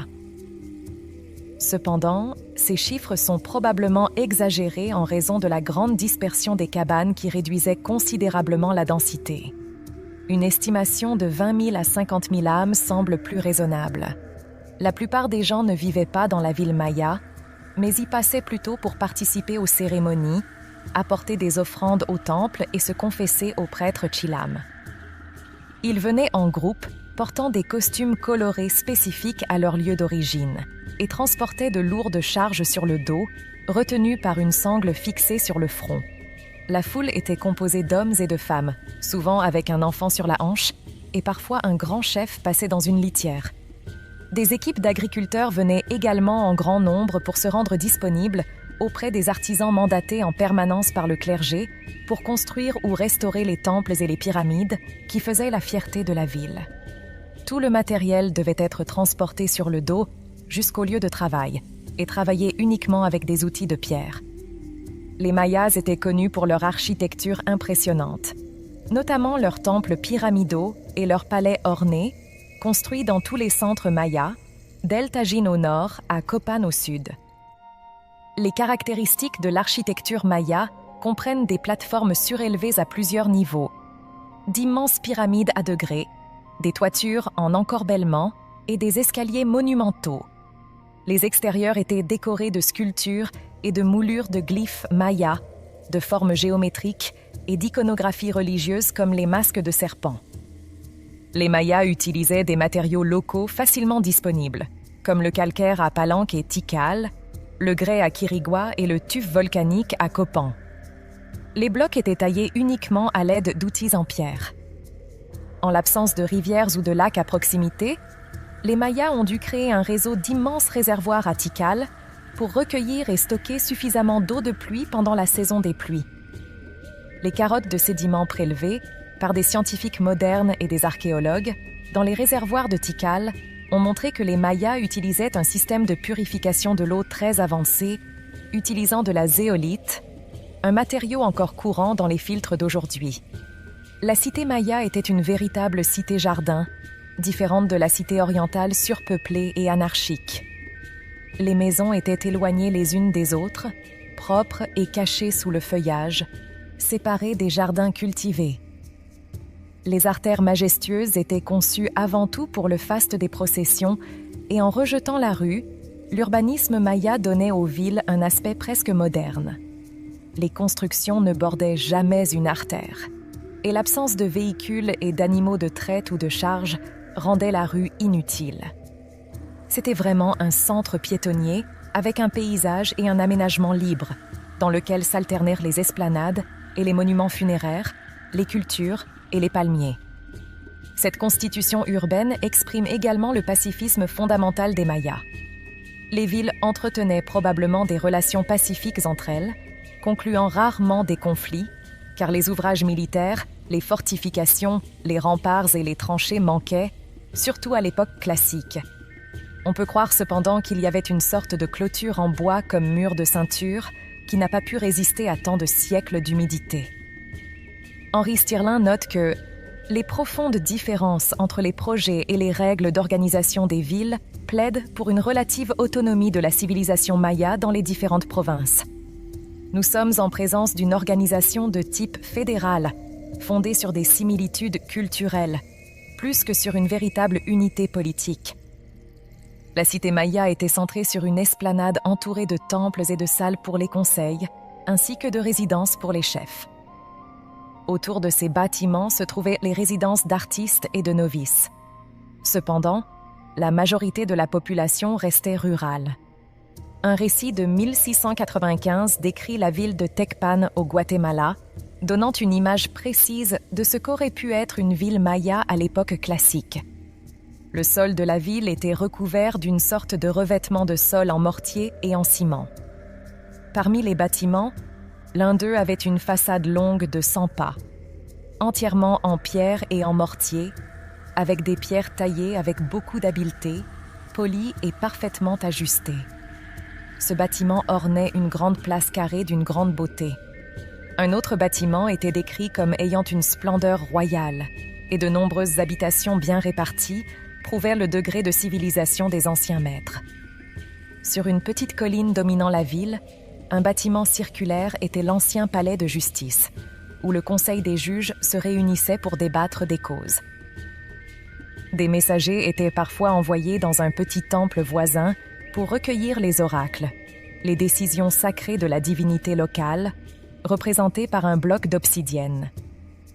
Si la réponse était défavorable, l'accusé pouvait être immédiatement torturé ou exécuté sur le podium central. La justice était l'une des prérogatives de la classe dirigeante et était essentiellement orale, sans aucune bureaucratie. Il y avait des contrats, des accords et des transactions, uniquement verbaux, et le pouvoir du mot signifiait plus que la signature. Les contrevenants risquaient d'être mis en joug en bois autour du cou et d'être emprisonnés ou exposés en public, liés aux piliers de l'infamie. Les personnes en attente de jugement ou d'exécution étaient enfermées dans une cage en bois peint. Ceux condamnés pour adultère ou viol étaient tués avec des flèches ou empalés après avoir été exposés en public, nus et rasés, attachés à un poteau. Un voleur devenait esclave jusqu'à ce qu'il ait payé la rançon, où son front et ses joues étaient entaillés, le marquant ainsi pour toujours. Un assassinat conduisait au meurtre de l'assassin, qui était menotté et placé entre deux piliers avant d'être percé de flèches. La justice était essentiellement orale, sans aucune bureaucratie. Il y avait des contrats, des accords et des transactions uniquement verbaux, et le pouvoir du mot signifiait plus que la signature. Les contrevenants risquaient d'être mis en joug en bois autour du cou et d'être emprisonnés ou exposés en public, liés aux piliers de l'infamie. Il semble que les condamnés de droit commun n'aient pas été sacrifiés sur l'autel des temples, car ils étaient considérés comme indignes. Au lieu de cela, certains prisonniers de guerre condamnés considéraient cette exécution comme un véritable honneur, car ils croyaient qu'une personne exécutée vivrait dans les constellations et deviendrait une étoile.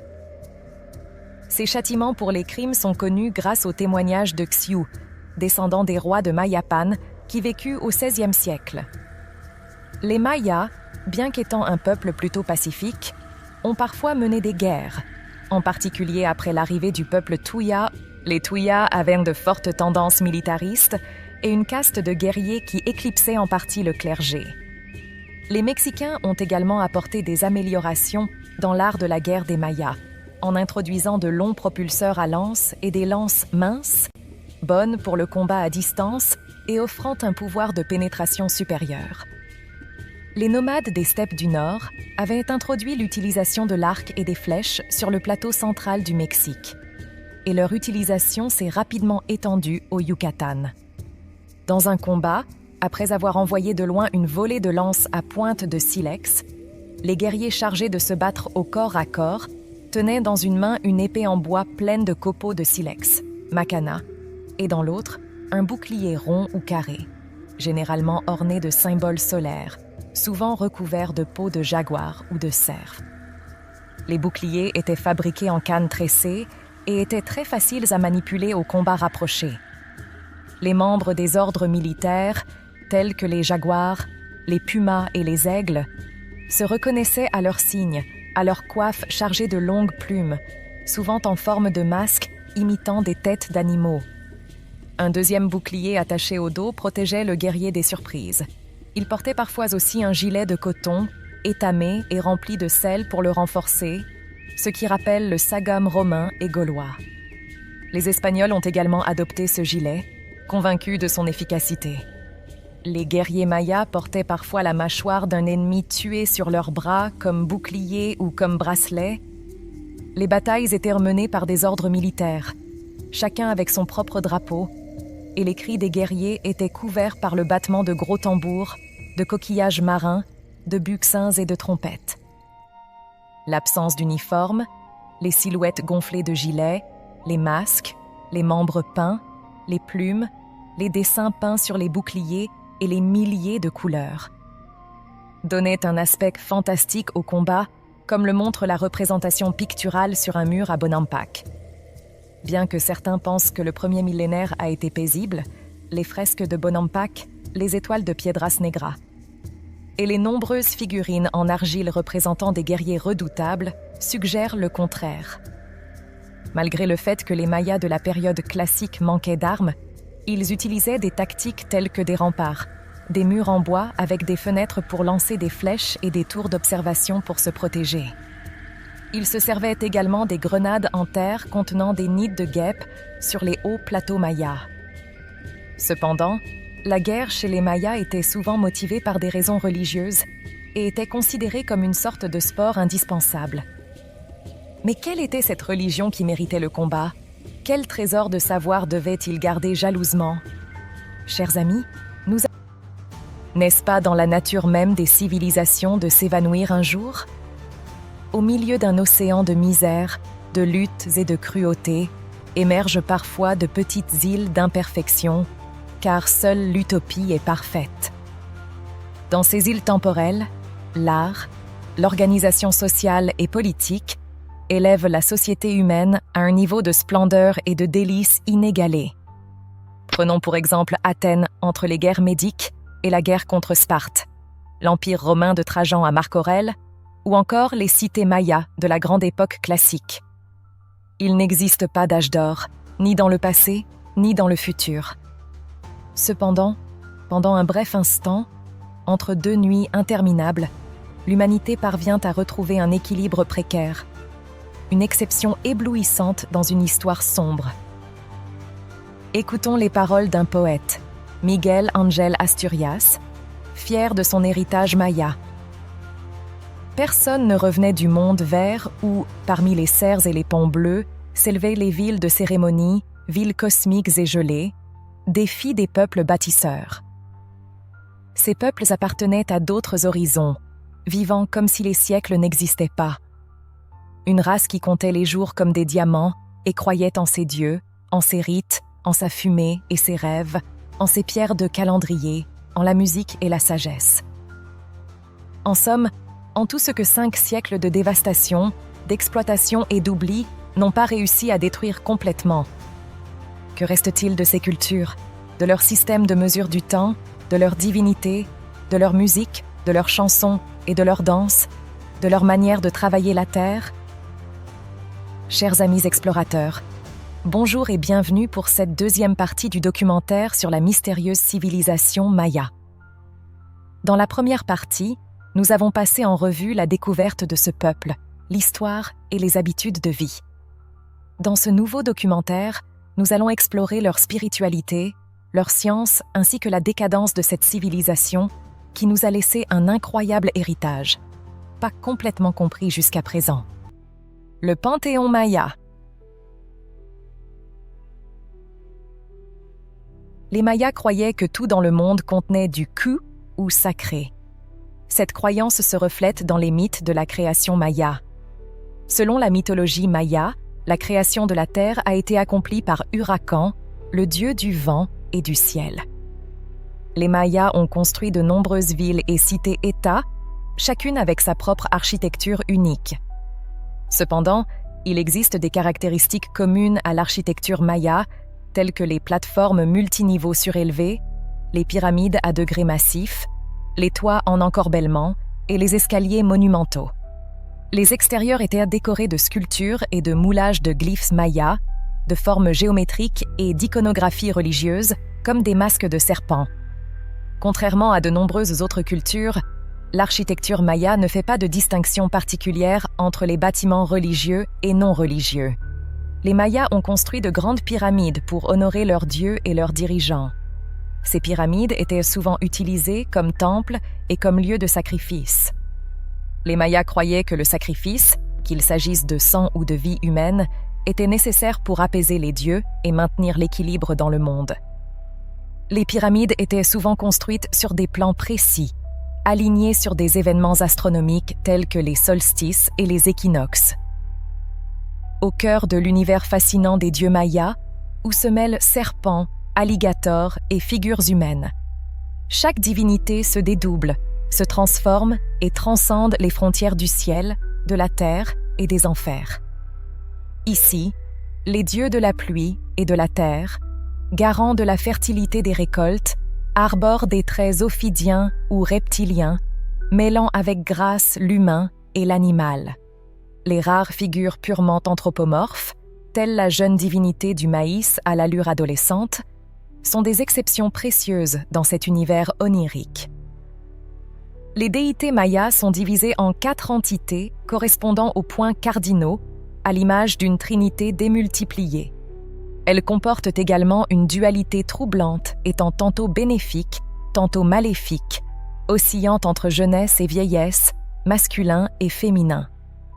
Dans cet univers cosmique, les frontières entre les mondes célestes, terrestres et souterrains s'effacent. Les divinités naviguent librement entre ces sphères, appartenant à des cycles différents dans une perpétuelle métamorphose. Le temps est sacré chez les Mayas qui, obsédés par sa mesure et sa portée religieuse, lui ont dédié une myriade de divinités liées aux cycles cosmiques et calendaires. Une véritable armée céleste, veillant sur l'écoulement sacré des jours et des années. Enfin, certaines divinités populaires, adoptées par les élites dirigeantes, revêtent un caractère syncrétique, unique. Amalgame de croyances diverses, elles sont les témoins vivants des rencontres entre les peuples qui ont façonné la riche culture maya. Des dieux serpents aux entités cosmiques, en passant par les figures duales et les ambassadeurs du temps, le panthéon maya est un voyage initiatique aux confins de l'imaginaire. Une immersion totale dans un monde où le sacré transcende les lois de la nature et de la raison. Étonnement Hunabku, le grand créateur et père de tous les dieux, occupe une place mineure dans le panthéon maya. Mais son symbolisme est empreint d'une puissance fascinante. Les ruisseaux de larmes coulant sur ses joues se métamorphosent progressivement en poissons, fleurs, animaux et finalement en êtres humains. Une véritable genèse cosmique sculptée dans la pierre. Parmi les 13 divinités célestes majeures, 2 figures se détachent. Kinich Ahau, le dieu soleil, et Ixchel, la déesse lune. Elles forment un couple légendaire autour duquel gravitent des cycles de mythes cosmiques. Avant de prendre leur trône céleste, ces 2 amants astraux ont vécu une existence terrestre mouvementée. On raconte qu'Ixchel, épouse peu fidèle, aurait poussé son mari à la jalousie, le conduisant à lui arracher un œil dans un accès de rage. Un geste brutal qui expliquerait l'éclat plus faible de la lune, éternellement marqué par cette blessure symbolique. Kinich Ahau, le visage du soleil, trône aux côtés d'Itzamna, l'incarnation même du ciel. Ensemble, ils forment un duo éblouissant, aveuglant de lumière les mortels. Mais Itzamna, ce dieu au double visage, n'est pas qu'une simple manifestation céleste. Son apparence d'étrange lézard à 2 têtes symbolise la voûte éthérée elle-même. Une tête représentant le lever du soleil, là où naissent les étoiles, tandis que l'autre évoque leur inéluctable déclin, le crépuscule où elles s'éteignent. Face à cette puissance solaire se dresse Ixchel, la déesse lune aux multiples visages. Tantôt bienveillante protectrice des naissances et des récoltes, tantôt vieille femme courroucée, crachant les flots dévastateurs des inondations. Entourée de symboles funéraires, un serpent lovant son crâne, elle incarne la dualité même de l'existence, où vie et mort se côtoient dans un cycle sans fin. La Terre elle-même était pour les Mayas un disque circulaire flottant sur les eaux souterraines, soutenu par 4 redoutables caïmans protecteurs, les Bakabii. Chacun d'eux ayant une couleur différente selon les points cardinaux, armés de lames d'obsidienne pour arrêter les vents déchaînés. Les Shaks sont les divinités de la pluie et de la végétation. Leur apparence unique est reconnaissable et fascine par leur nez en forme de trompe, leurs yeux en lettres grecques T et leurs 2 défenses, rappelant les traits d'animaux emblématiques tels que le tapir ou le fourmilier, mais jamais ceux de l'éléphant, absent du Nouveau Monde à cette époque lointaine.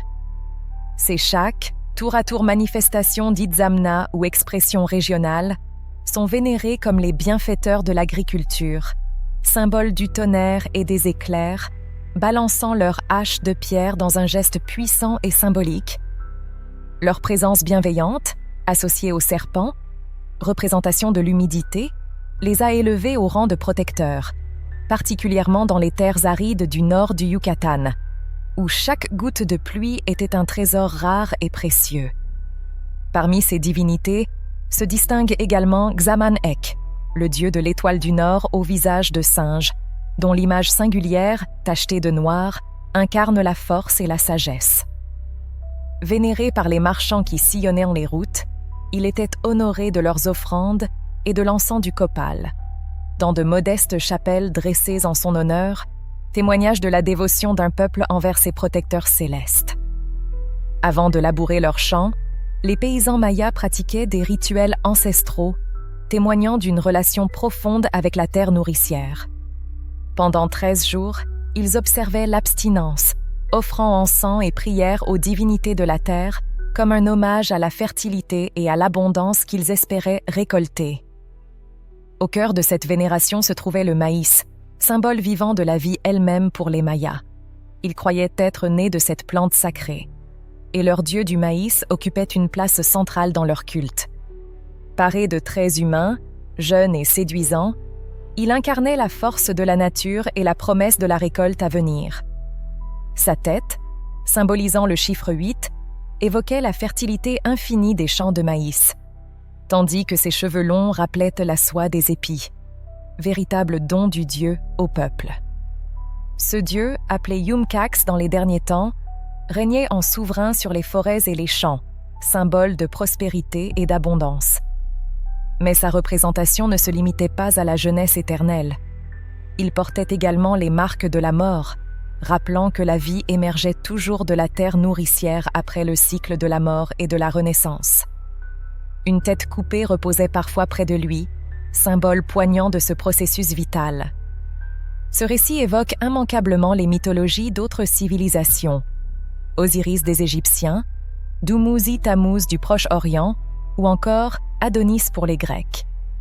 Tous ces dieux partagent le même destin, à la fois tellurique et funéraire, témoignant du lien profond entre la vie et la mort, entre la terre et ses récoltes.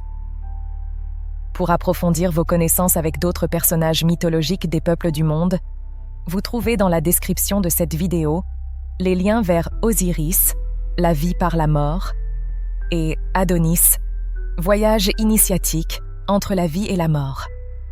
Dans ce panthéon complexe, chaque divinité, qu'elle soit associée au maïs, à la montagne, à la pluie ou au jaguar, révèle une vision du monde où les forces naturelles et spirituelles s'entrelacent, où la vie et la mort dansent ensemble pour perpétuer le cycle éternel de la création.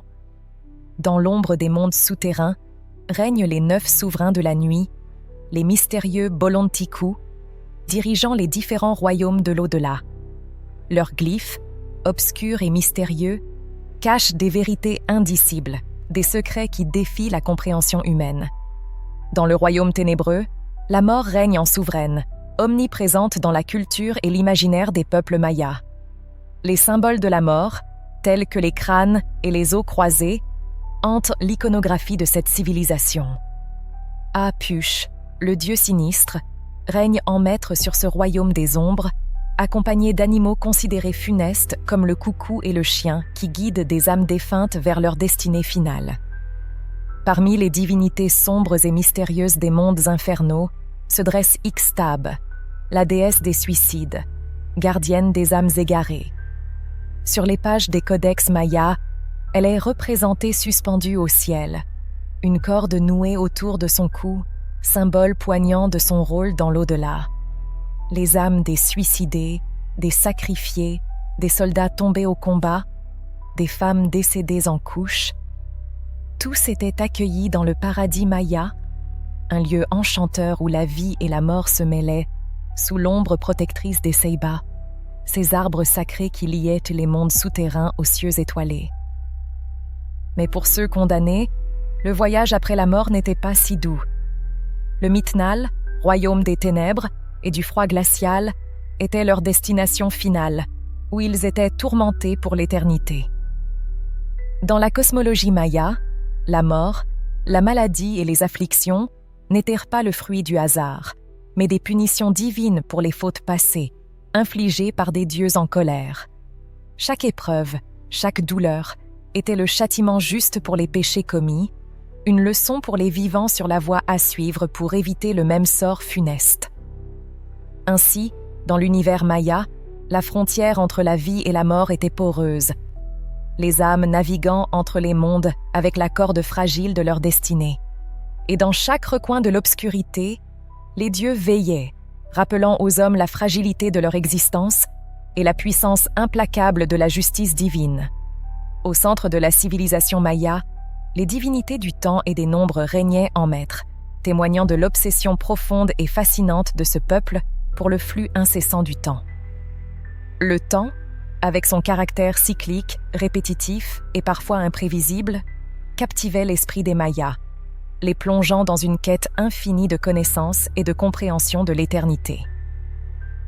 Les prêtres astronomes, véritables gardiens du savoir, dédiaient leur vie à l'étude des astres, calculant avec une précision stupéfiante les mouvements célestes sur des milliers, voire des millions d'années. Chaque période de temps, qu'il s'agisse des jours, des mois, de 20 jours, des années ou encore des siècles de 52 ans, était vénérée comme une manifestation sacrée de l'ordre cosmique. Les étoiles de pierre, témoins silencieux du passage des âges, étaient honorées comme des divinités à part entière, tandis que les chiffres, véritables clés de voûte des calculs astronomiques, étaient vénérés pour leur capacité à révéler les mystères de l'univers. Dans cette quête infinie de compréhension, les Mayas voyaient dans chaque cycle, dans chaque nombre, la manifestation de forces divines, guidant leur destinée et éclairant leur chemin à travers les méandres du temps. Parmi la multitude de divinités qui peuplaient l'univers maya, on trouve également les protecteurs des métiers et des activités quotidiennes, depuis les artisans jusqu'aux tatoueurs et aux apiculteurs.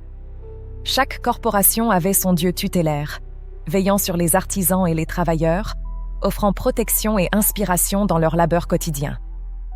Même les tailleurs d'obsidienne ou de silex étaient sous la bienveillance d'une divinité protectrice. Au XIe et XIIe siècle, émergea le culte du serpent à plumes, incarné par Quetzalcoatl chez les Aztèques et traduit en Kukulkan par les Mayas.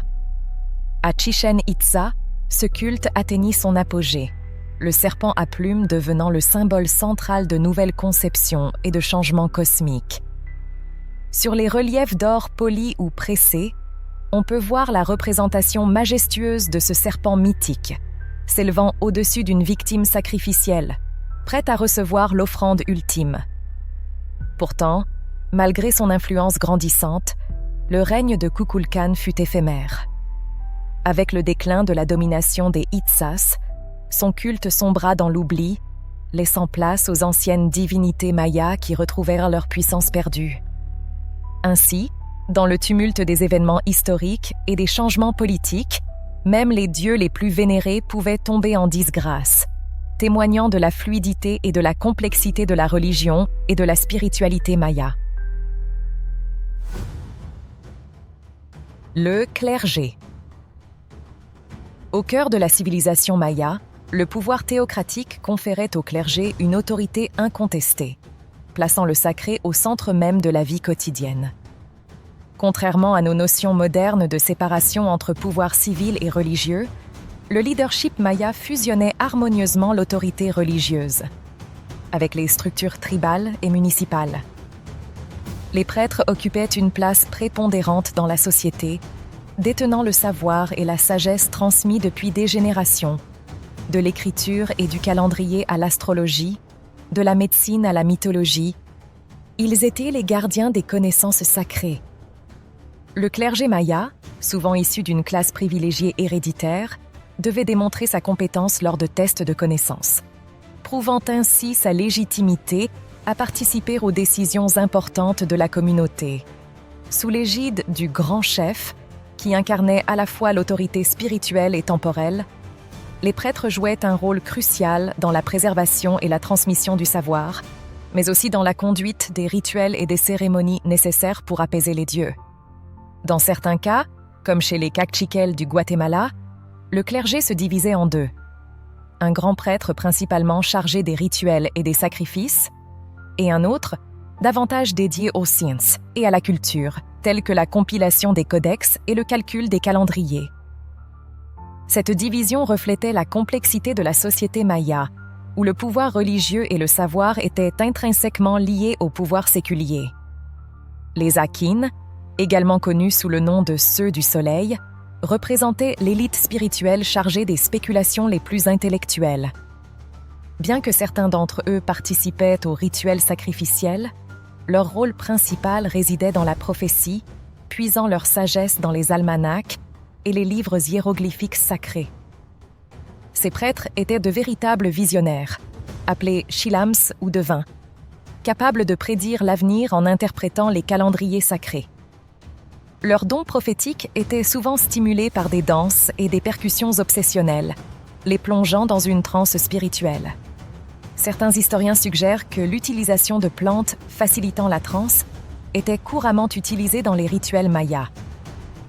Avant de consulter les écrits sacrés, les prêtres Akin procédaient à un rituel de purification, aspergeant les documents pliés en accordéon avec de l'eau appelée zouï, réputée pour sa pureté. Cette eau sacrée était puisée à des sources spéciales ou prélevée sur des autels dédiés, réservant son usage exclusif aux prêtres, les femmes étant tenues à l'écart de ce rituel sacré. Une autre caste de prêtres, les Nachomi, était intimement liée à la sphère de la mort et était tenue en grande crainte. Leur tâche redoutable consistait à extraire le cœur des victimes sacrifiées sur l'autel de pierre. Une fois prélevé, le cœur était remis au Arkini, le chef prêtre, tandis que les Nachomi, assistés de 4 chassis, souvent des anciens, les aides des dieux de la pluie, immobilisaient et préparaient la victime. Ces prêtres étaient également chargés d'allumer le feu lors de certains rituels sacrificiels. Entre leurs préoccupations métaphysiques, la divination du futur et la gestion du temps, les prêtres mayas étaient au cœur de la vie spirituelle et quotidienne de leur société.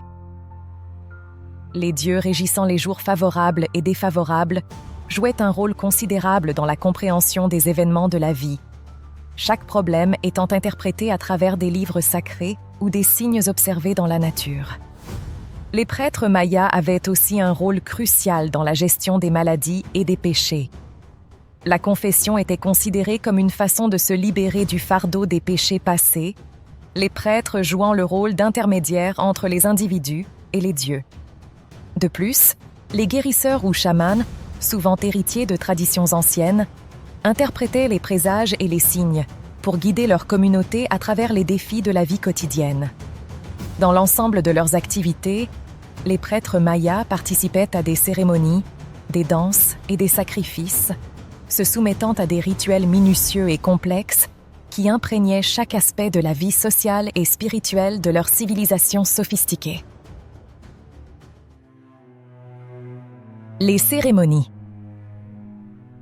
Au sein de la société maya, les cérémonies revêtaient une importance capitale, car elles étaient perçues comme des moments cruciaux, influant sur le développement de la vie.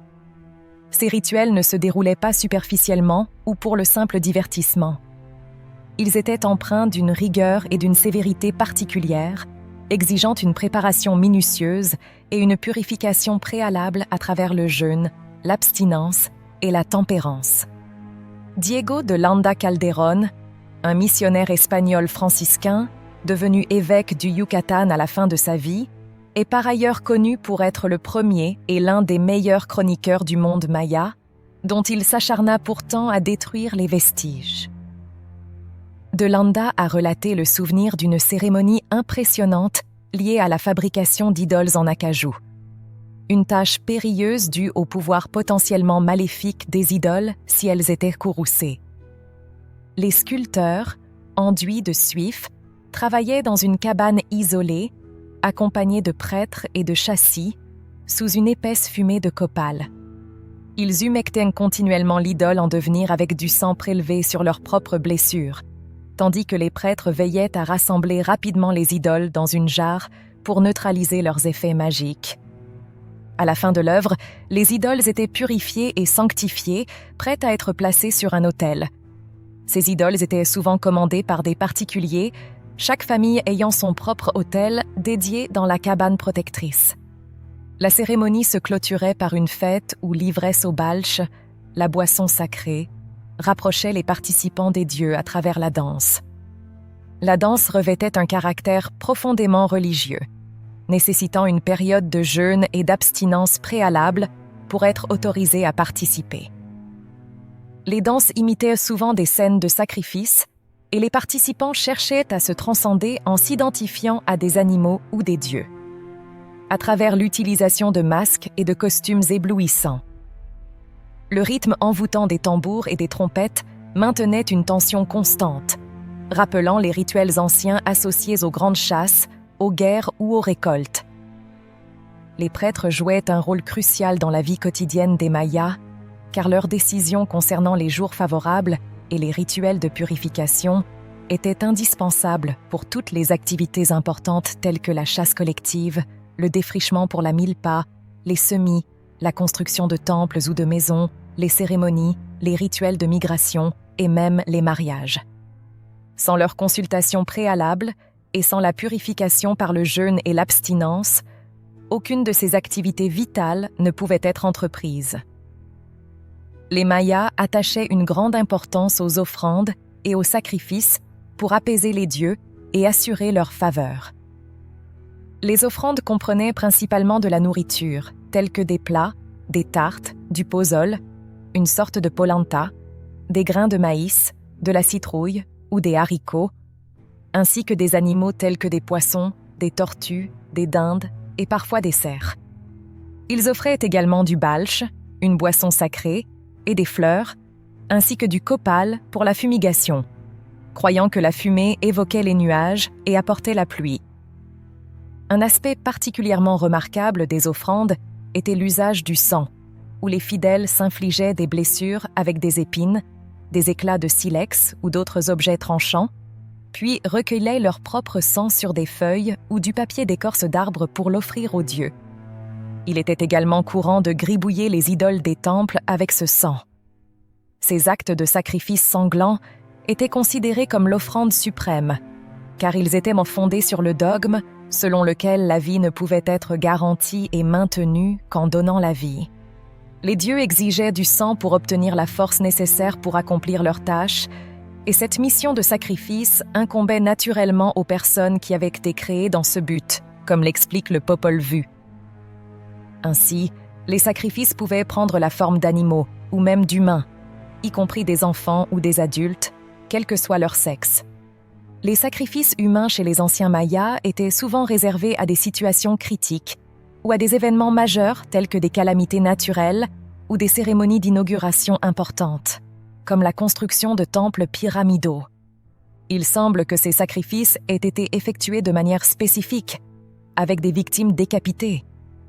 Cependant, il est intéressant de noter que les restes humains retrouvés dans certains temples, tels que ceux à Tikal, pourraient également inclure ceux de prêtres ou de nobles, plutôt que seulement des victimes sacrifiées. La pratique exacte du sacrifice humain chez les Mayas n'est pas entièrement documentée, mais selon certaines sources, les victimes étaient souvent décapitées lors de rituels sacrificiels. Cela pourrait être réalisé avec des lames d'obsidienne tranchantes ou d'autres instruments en pierre. Les descriptions des consignations historiques, ainsi que les représentations artistiques sur des glyphes ou des sculptures, offrent quelques indications sur la manière dont ces rituels étaient menés. Mais il reste beaucoup de mystères autour des détails précis de leur exécution. La pratique d'éventrer et de démembrer les morts, bien que présente chez les Mayas comme chez d'autres cultures anciennes telles que les Tibétains, n'était pas spécifiquement associée aux sacrifices humains, mais plutôt à des rites funéraires ou à des pratiques religieuses distinctes.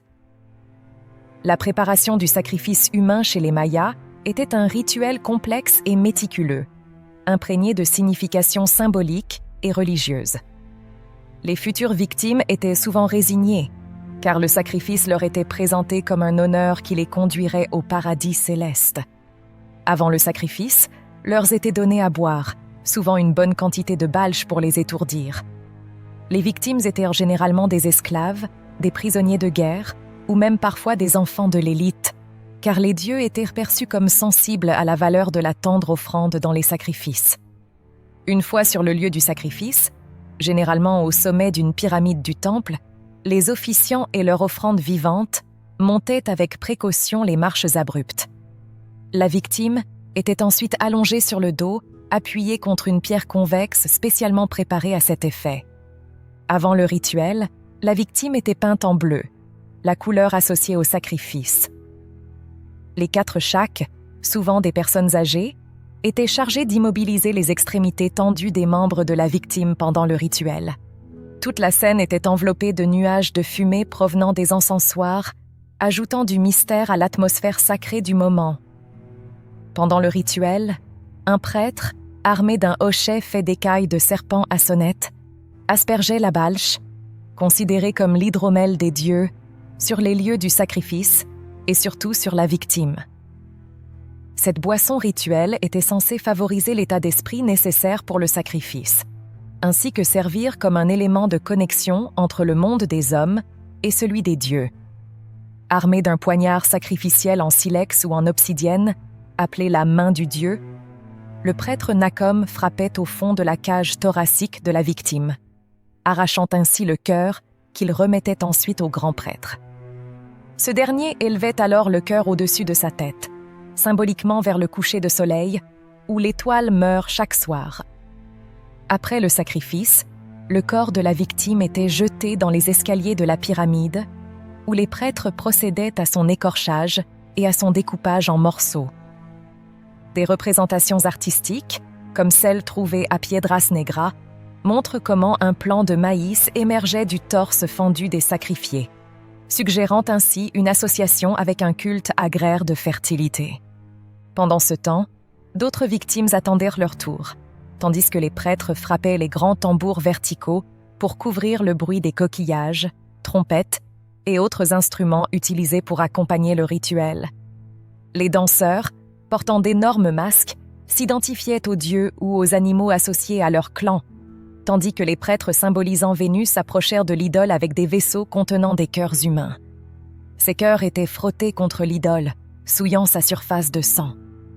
Parfois, ceux qui officiaient et même les fidèles s'offraient en sacrifice, utilisant des épines, des pointes d'obsidienne ou d'autres objets tranchants pour se blesser. Les papiers d'écorce d'arbres ou les bâtons étaient ensuite trempés dans le sang des blessures et offerts aux divinités du temple. Le corps de la victime, s'il était considéré comme méritoire, pouvait même être partagé et mangé, permettant ainsi aux participants de s'approprier ses qualités et celles de la divinité à laquelle il était sacrifié. Une telle célébration se terminait souvent par une fête et des rituels d'ivresse.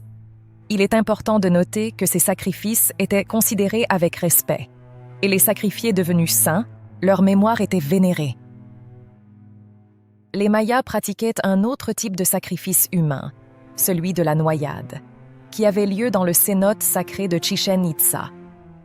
Ce cénote, un puits naturel d'environ 60 mètres de large et 40 mètres de profondeur, était un lieu de grande importance spirituelle, attirant des foules de pèlerins pendant des siècles.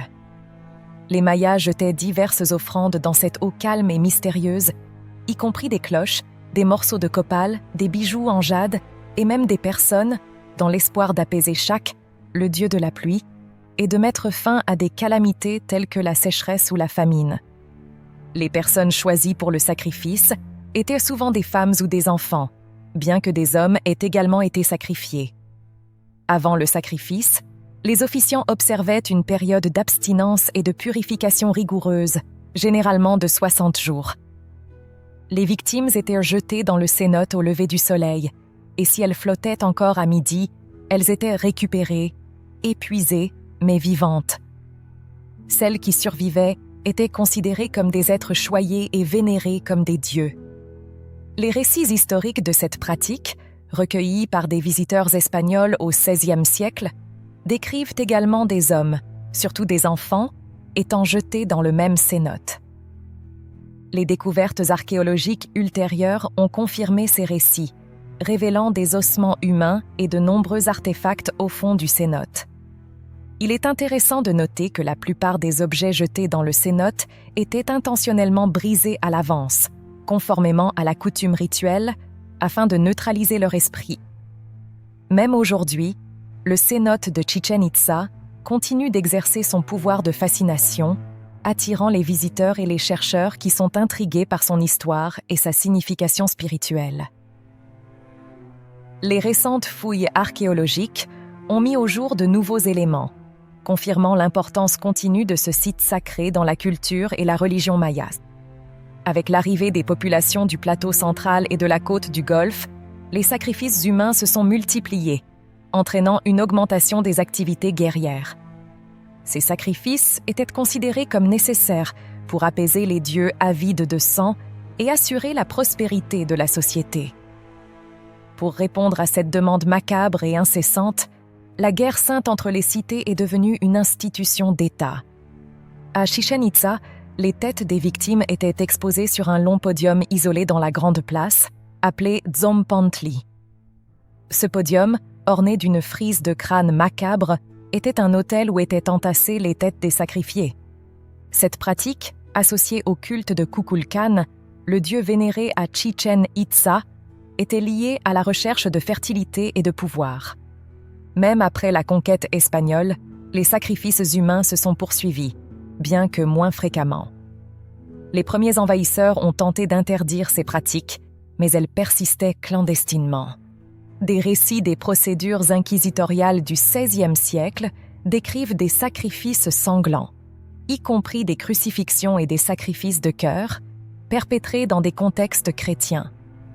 Ces récits de sacrifices humains peuvent choquer la sensibilité moderne, mais il est important de les comprendre dans leur contexte historique et culturel.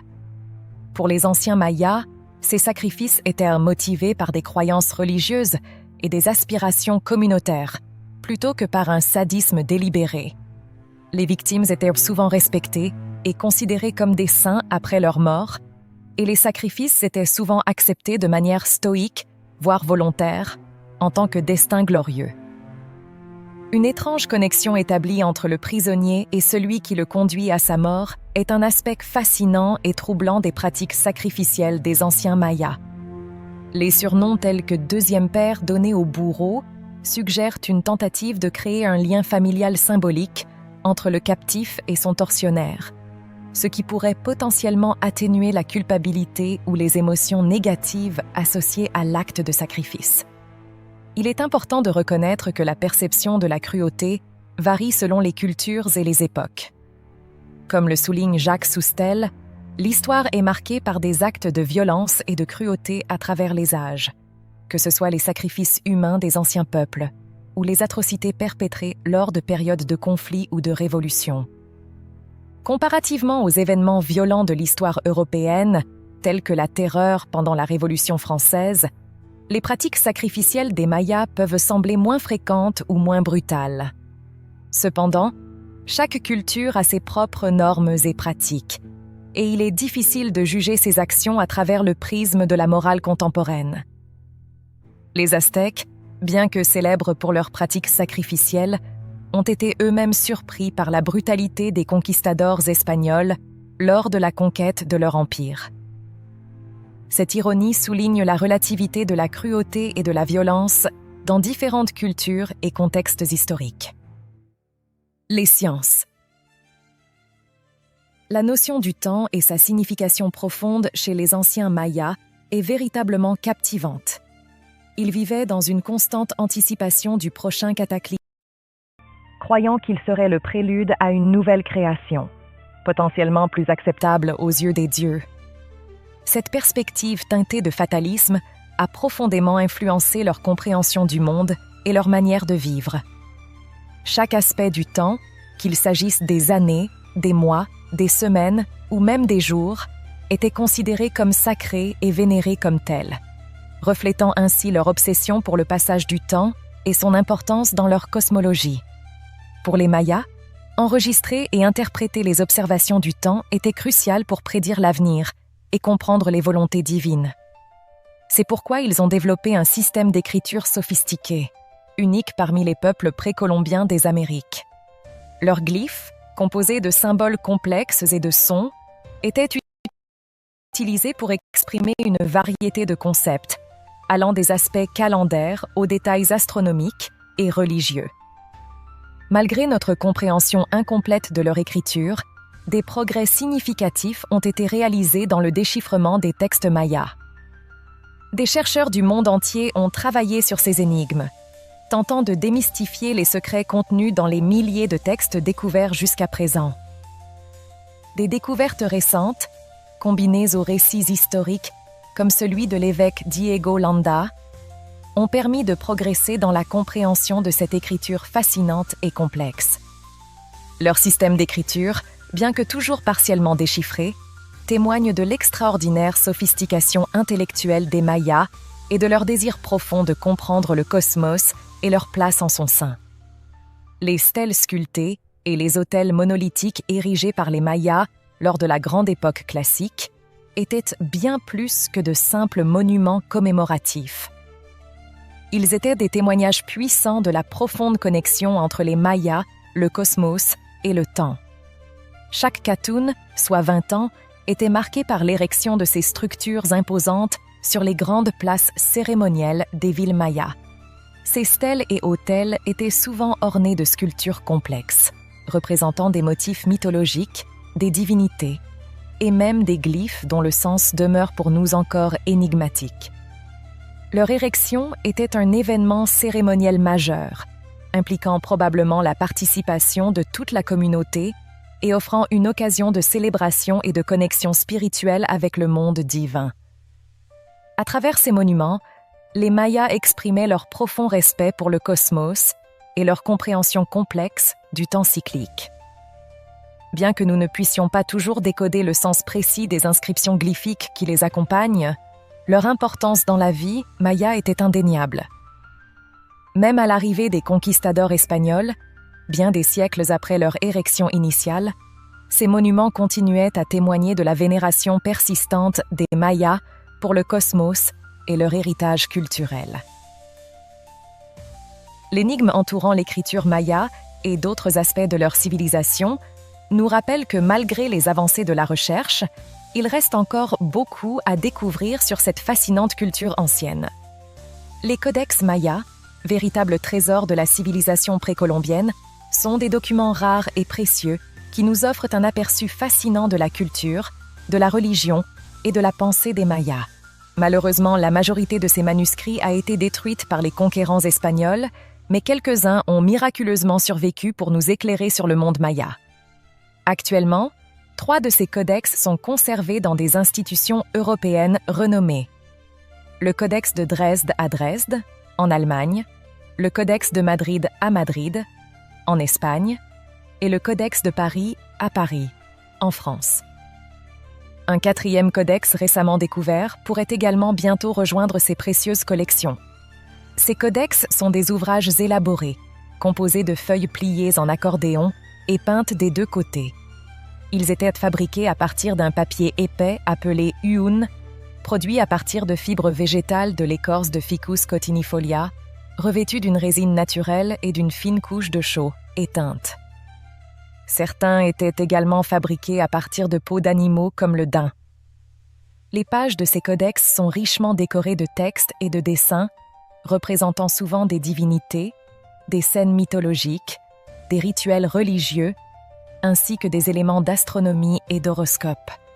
Ils étaient utilisés comme des manuels de savoir et de pratiques rituelles, aidant les prêtres et les scribes à interpréter les mouvements des étoiles, à prédire les phénomènes célestes et à planifier les rituels religieux. Cependant, malgré les efforts des chercheurs pour décrypter ces précieux documents, une grande partie de leur contenu reste encore incompréhensible.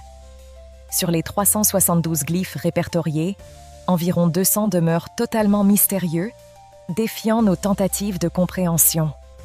Le Codex de Dresde, aussi connu sous le nom de Codex Dresdensis, est sans aucun doute le plus remarquable des 3 codex mayas survivants. Datant du XIe ou XIIe siècle, ce manuscrit est une copie d'un original de la période classique, offrant ainsi un précieux aperçu de la civilisation maya à son apogée. Il a été découvert à Vienne en 1739, avant d'être acquis par la bibliothèque de Saxe à Dresde. Ce codex est une œuvre d'une grande richesse, contenant des informations essentielles sur les pratiques astronomiques et rituelles des Mayas. Par exemple, il contient des tables permettant de prédire les éclipses solaires, avec pas moins de 69 dates possibles pour une période de 33 ans à venir, à partir de la date de compilation du codex. Cela témoigne de la sophistication et de la précision de leurs connaissances astronomiques. Quant au Codex Troano-Cortesianus de Madrid, Il s'étend sur plus de 7 mètres et compte 112 pages.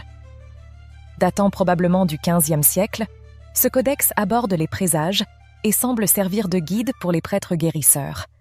Il traite probablement des cérémonies liées aux questions artisanales et aux rituels associés aux fêtes du Nouvel An. Ce codex a été initialement divisé en 2 parties, nommées Codex Troano et Codex Cortesianus, avant d'être réunis au Musée d'archéologie et d'histoire de Madrid. Enfin, le Codex Peresianus de la Bibliothèque nationale de Paris, bien que datant également du XVe siècle, est en mauvais état et semble incomplet. Avec seulement 22 pages, il pourrait également être une sorte de guide pour les prêtres guérisseurs, contenant peut-être des prophéties historiques, selon la conception maya du temps cyclique et de la répétition des événements passés. La découverte du Codex Peresianus en 1860 dans une poubelle remplie de vieux papiers dans la Bibliothèque nationale à Paris ajoute une touche de mystère à son histoire. Son nom dérive du nom Pérez, trouvé sur le groupe de papier l'enveloppant, donnant ainsi naissance au nom de Codex Peresianus. Ces codex sont des trésors inestimables de la civilisation maya, nous offrant un aperçu fascinant de leur cosmologie, de leurs rituels et de leurs croyances. Popol Vuh. Le Popol Vuh, généralement traduit par Livre du Conseil ou Livre de la Communauté, ce joyau de la littérature maya, est bien plus qu'un simple récit. Il est un témoignage fascinant des croyances, des mythes et de la cosmogonie des quichés mayas du Guatemala. Cette œuvre embrasse à la fois les mythes fondateurs, la cosmologie et l'histoire de ce peuple ancien, offrant une vision profonde de leur compréhension du monde et de leur place au sein de l'univers. Divisé en 4 actes, le Popol Vuh raconte l'épopée de la création, une série de récits qui dépeignent les différentes étapes de la naissance du monde et de l'humanité, reflétant ainsi une conception cyclique du temps cher aux cultures mésoaméricaines. Cette vision du monde, partagée par de nombreuses cultures de la région, imprègne le récit d'une profondeur métaphysique et d'une dimension spirituelle captivante. Le texte du Popol Vuh, bien que rédigé en dialecte quiché et transcrit en lettres latines par un chroniqueur déchu au XVIe siècle, est une mine précieuse de connaissances sur la religion, les dieux, les rituels et les traditions des anciens Mayas. Malgré les limitations de l'écriture de l'époque, les chroniqueurs annalistes mayas ont réussi à préserver un héritage culturel riche et complexe, transmettant leur savoir à travers les siècles. La découverte et la traduction du Popol Vuh par le prêtre dominicain Francisco Jiménez au XVIIIe siècle ont permis à ce texte exceptionnel de retrouver la lumière et de toucher les cœurs et les esprits des générations futures. L'influence du Popol Vuh sur la littérature et la pensée guatémaltèque, notamment à travers le travail de l'écrivain Miguel Ángel Asturias, témoigne de son importance durable et de sa capacité à inspirer et à émouvoir. Le Popol Vuh est bien plus qu'un simple récit mythologique. C'est un témoignage vibrant de l'âme maya, de sa richesse culturelle et de sa profondeur spirituelle. À travers ces pages colorées et grandioses, il nous invite à explorer les mystères de la création, à plonger dans l'univers magique et enchanteur de la civilisation maya, où la magie et la sagesse des ancêtres continuent de résonner avec puissance.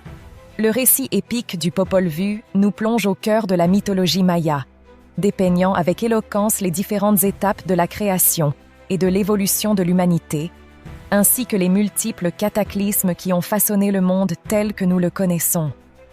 Au commencement, le monde était plongé dans un calme absolu, enveloppé par l'obscurité de la nuit. Seul le ciel et l'eau existaient, immobiles, sans vie. Cependant, par le pouvoir de la parole, invoqué par les dieux créateurs Gucumat et Huracan, la terre a été façonnée, émergeant majestueusement de l'océan primordial. Les dieux ont alors garni cette nouvelle terre de magnifiques forêts, de vastes plaines et de cours d'eau sinueux, peuplés d'une multitude d'animaux, chacun avec ses propres caractéristiques et rôles dans l'équilibre de la nature. Cependant, les premières créations des dieux se sont avérées décevantes. Les êtres d'argile manquaient d'intelligence et de sentiments, tandis que les êtres de bois étaient dépourvus de vie et d'expression. Les dieux, désillusionnés, ont détruit ces créations imparfaites, les noyant dans les eaux sombres. Même les éléments de la nature ont participé à cette révolte, témoignant ainsi de l'ironie mordante présente dans la mythologie maya. Finalement, les dieux ont trouvé une nouvelle inspiration en créant les premiers êtres humains à partir d'une pâte de maïs. Ces nouveaux êtres étaient dotés de sens parfaits et d'une intelligence remarquable. Cependant, les dieux ont également voilé leur vue, limitant leur capacité à percevoir le monde dans toute sa complexité. Malgré cela, les humains étaient comblés de joie en découvrant leurs compagnons à leur côté à leur réveil. Les anciens Mayas, dans leur quête de faveur divine et de prospérité, ont élevé des prières ferventes vers les cieux, honorant les dieux avec des offrandes et des louanges. Ils contemplaient l'étoile du matin, symbole de renouveau et d'espoir, implorant les divinités de leur accorder une vie bénie et abondante. Dans ces prières, le soleil, l'aube et la fertilité de la terre étaient invoqués, tandis que les noms de Huracan et de Gukumats résonnaient comme des puissances créatrices et bienveillantes. Une leçon de modestie transparaît dans la pensée maya, où l'aube, symbole de renouveau et de renaissance, est considérée comme le point culminant de la création. Cette humble perspective souligne la subordination de l'homme aux forces cosmiques et réaffirme l'importance des rituels sacrés dans la vie quotidienne. La procréation et la croissance des cultures sont vécues comme des processus sacrés, s'intégrant harmonieusement dans le cycle cosmique de la création et de la régénération. Le mythe des jumeaux Hunahpu et Xbalamque ajoute une dimension supplémentaire à la cosmologie maya, révélant la dualité des divinités et des forces naturelles. Hunahpu, associé au maïs et au soleil, incarne à la fois la fertilité agraire et la lumière céleste.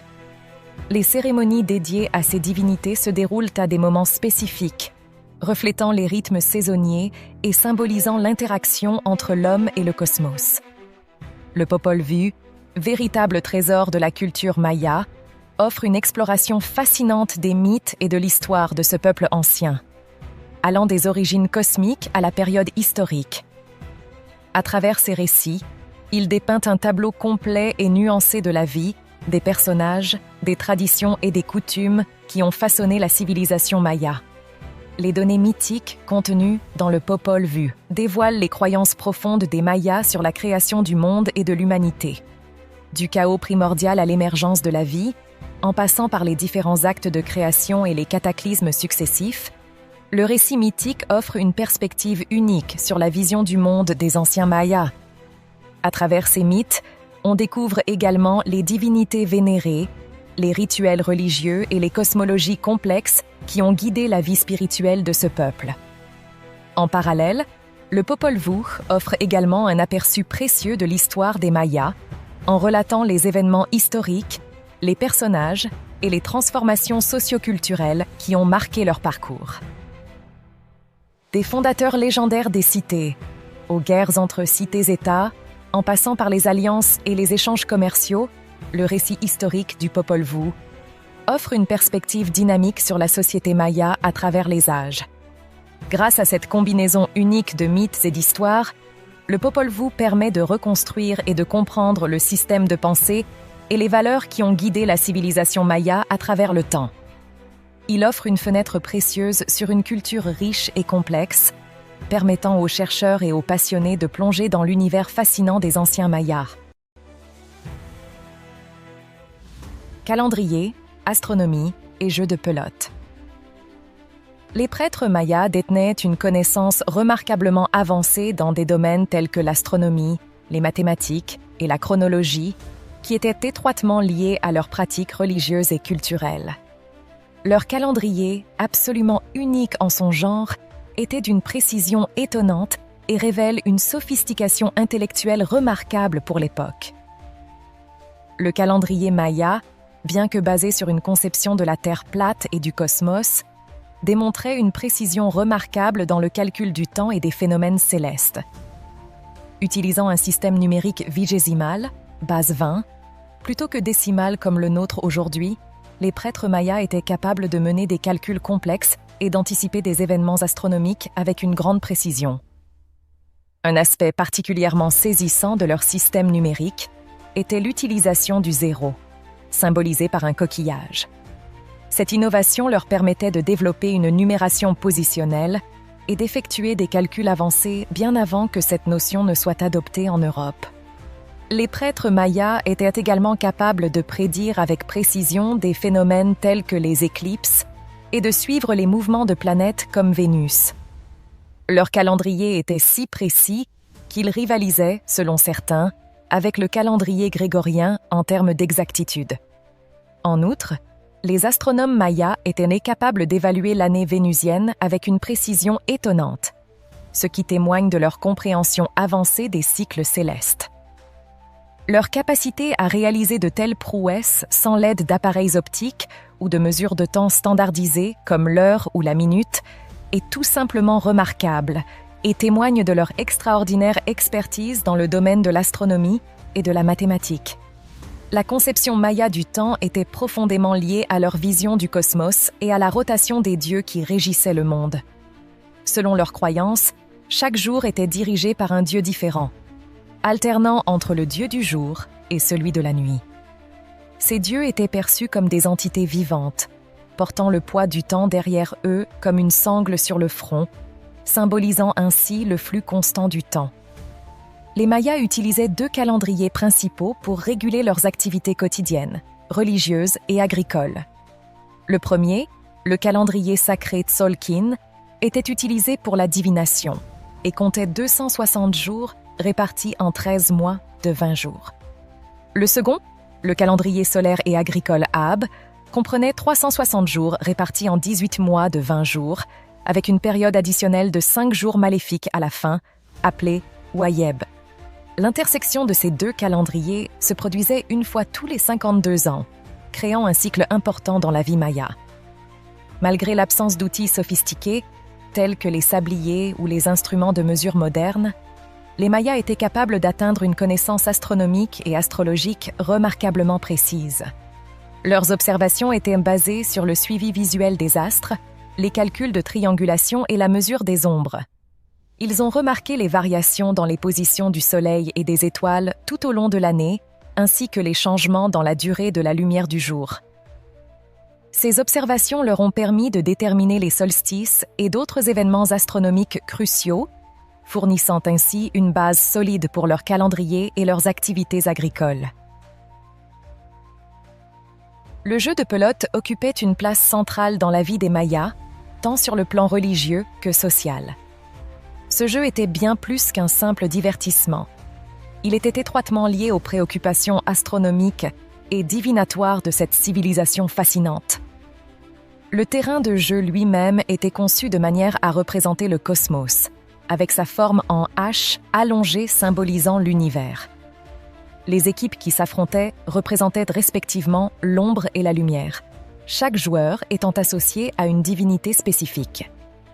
Les règles du jeu, bien que rappelant parfois celles du basket moderne, étaient strictes et rigoureuses. Seules certaines parties du corps étaient autorisées à toucher le ballon. Les joueurs ne pouvaient pas toucher le ballon, sauf avec la hanche, le genou et le coude droit. Le Popol Vuh, en revanche, interdit l'usage de la tête, des jambes et des bras. Les chutes pouvaient être dangereuses, voire mortelles.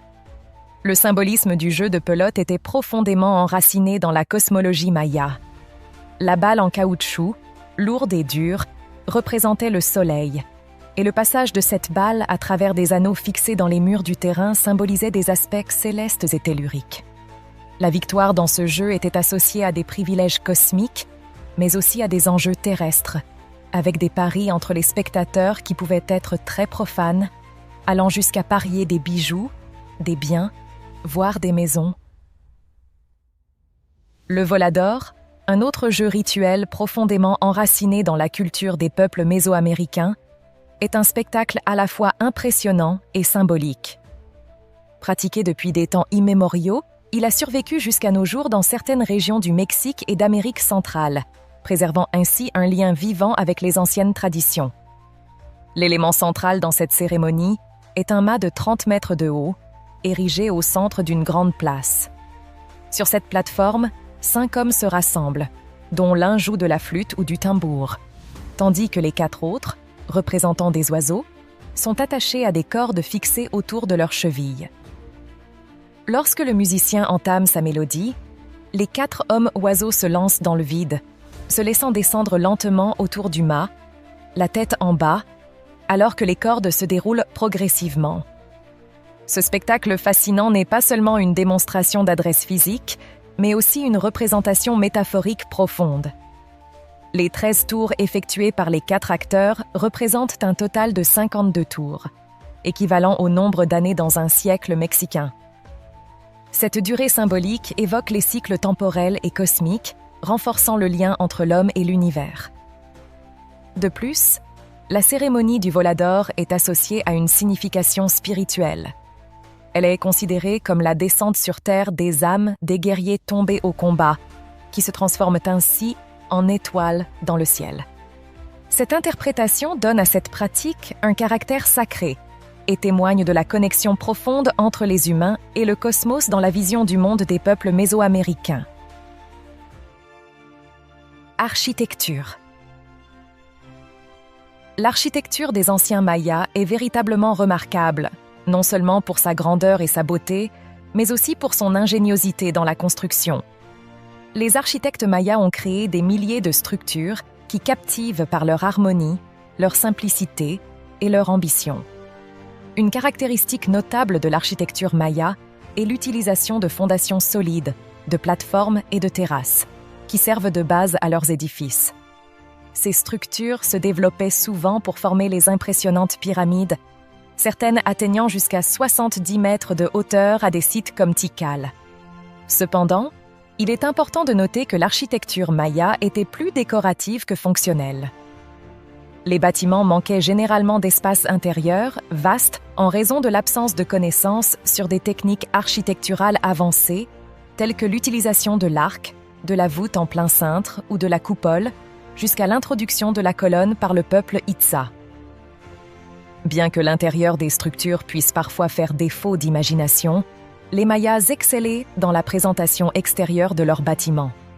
Ils mettaient l'accent sur les effets visuels et théâtraux, créant des façades grandioses pour impressionner les croyants et glorifier leur divinité.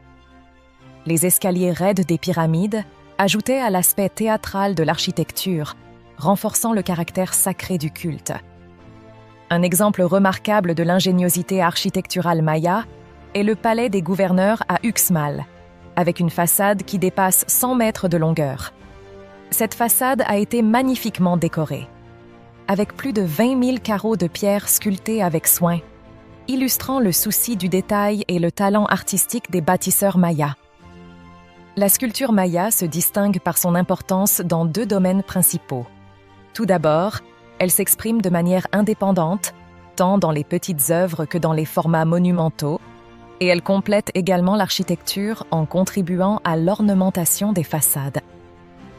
Les artistes mayas utilisaient divers matériaux tels que l'argile, le bois, le jade et l'obsidienne pour les petites œuvres, tandis que la pierre, souvent du calcaire, était préférée pour les réalisations monumentales. L'art maya, contrairement à la conception moderne du divertissement, était étroitement lié à la religion. Il était considéré comme une partie intégrante de la pratique religieuse, servant à exprimer les mythes et les rituels de la culture maya. Sculpter était une entreprise sérieuse et sacrée. Les sculpteurs devaient se préparer rituellement avant de commencer leur travail, car le processus était considéré comme dangereux. Ils étaient tenus d'observer la tempérance et l'abstinence pour éviter que leur œuvre ne soit jugée impure et détruite. Les thèmes de la sculpture maya étaient généralement liés aux mythes et aux rituels religieux.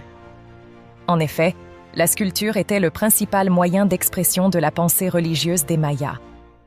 Les sculptures monumentales, telles que les panneaux et linteaux de sites comme Yaxchilan, Palenque et Piedras Negras, témoignent de la maîtrise des artistes mayas. Dans l'art du bas-relief, atteignant des sommets d'expression artistique et religieuse. la grande époque de la sculpture maya peut être située approximativement entre les années 600 et 800 de notre ère. Chaque grande cité de l'époque classique a connu son propre moment de splendeur. Par exemple, Palenque a atteint son apogée au milieu du 7e siècle, tandis que Yaxchilan a prospéré au début du siècle suivant. D'autres cités telles que Piedras Negras et Copan ont également connu des périodes de grandeur dans les décennies qui ont suivi. Les reliefs mayas peuvent sembler confus et surchargés de détails, mais à l'époque, la couleur était censée les rendre plus faciles à lire et à comprendre. Malheureusement, la couleur a disparu avec le temps, laissant un aspect monochrome qui égalise tout.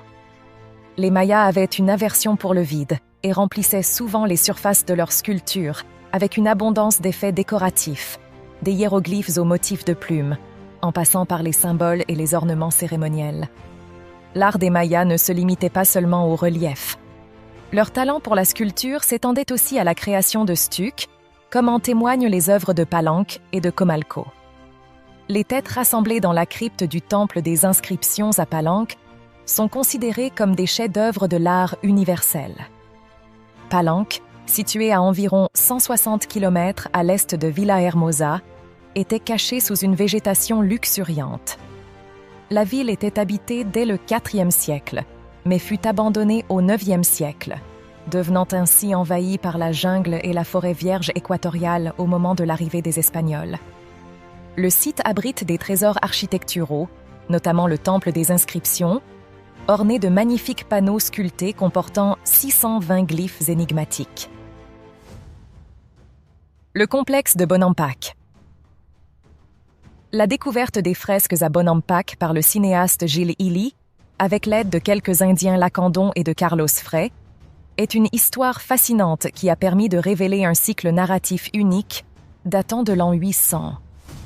Carlos Frey, déserteur américain en raison des prescriptions de sa religion, vivait depuis 2 ans avec une femme lacandone dans les forêts du Chiapas. Il avait tenté en vain d'attirer l'attention sur sa découverte avant que Gilles Illy ne soit conduit au temple isolé où les fresques étaient cachées. Sous une couche de calcaire translucide, les murs intérieurs du modeste temple révélaient des peintures qui racontaient un récit cohérent d'une campagne militaire victorieuse. Ce cycle narratif détaillait les préparatifs de la bataille, les combats acharnés, l'interrogatoire et la torture des prisonniers, ainsi que la célébration festive qui suivit la victoire. Ces scènes étaient dirigées par la figure du Alach Winnik, le grand prêtre, symbolisant le pouvoir et la victoire. Bien que ces fresques aient souffert depuis leur découverte en raison de l'exposition à l'air libre après le retrait du calcaire protecteur, les photos prises par Healy ont émerveillé les spécialistes. Immédiatement après l'annonce de la découverte, de nombreuses équipes de chercheurs se sont précipitées à Bonampak pour étudier le site de manière approfondie. La description de la première salle des fresques de Bonampak offre un aperçu captivant de la vie et des rituels de la civilisation maya. Au centre de la scène, le Alach Winnik, revêtu d'un manteau en peau de jaguar, siège sur le trône du banquet entre 2 femmes, vraisemblablement ses épouses. Il reçoit 15 prêtres vêtus de longues capes blanches, leurs têtes ornées de faisceaux de plumes et de turbans, échangeant des paroles tandis qu'un homme, probablement le fils du Alach Winnik, est présenté sur un podium. Son crâne est déformé selon le rituel traditionnel, témoignant de son statut royal. Les grands prêtres, chargés de bijoux, de longues plumes et de feuilles de nénuphar, sont aidés par des domestiques pour revêtir leurs cuirasses en jade et leurs tichis richement ornés. Un noble se prépare à maquiller ou à colorer la tête du roi prêtre, le Alach Winnik, dans un geste de cérémonie et de respect envers sa fonction sacrée. Sur les murs environnants, une cérémonie religieuse pour la victoire se déroule, impliquant de nombreux participants, dont des musiciens jouant du tambour accompagnant ainsi les prières et les rituels. La fresque de la 2e salle de Bonampak dépeint une scène impressionnante de guerre et de confrontation militaire, répartie sur 2 niveaux et même sur les marches d'une pyramide. Au centre de la scène se tient le roi prêtre, paré de bijoux en jade et tenant une lance de cérémonie ornée de plumes. Il est entouré de 10 officiers, revêtant tous des peaux de jaguar tachetés. et des manteaux de fourrure, et portant des masques représentant des animaux fantastiques. Sur les marches inférieures de la pyramide, des prisonniers aux cheveux longs et dénoués montrent leurs doigts saignants, témoignant probablement des tortures subies. Un des prisonniers est mort, sa tête tranchée reposant sur des feuilles. À la base de la pyramide, les soldats victorieux, armés et parés, célèbrent leur triomphe, certains portant des masques. La palette de couleurs utilisée dans cette fresque est remarquable, rendant vivantes les scènes de bataille avec des détails saisissants. Les corps peints des guerriers, les casques, les plumes, les boucliers, les armes, les masques et les parasols. Les prisonniers sont tirés par les cheveux hors de la mêlée, tandis que des combats féroces au corps à corps se déroulent, avec des lances et des épées en bois dur incrustées de clous d'obsidienne. Cette scène captivante illustre la brutalité de la guerre et la force des guerriers mayas dans leur quête de pouvoir et de domination. Dans la troisième salle de Bonampak, le calme après la victoire se manifeste dans une célébration où le dynamisme s'affaiblit. La composition s'étend sur les 4 murs de la pièce, mettant en scène la structure centrale d'une pyramide à 8 marches, probablement occupée par 10 danseurs. Ces danseurs portent des costumes extraordinaires, avec des chapeaux de taille fantastique ornés de plumes de quetzal jaillissantes et de grandes ailes triangulaires.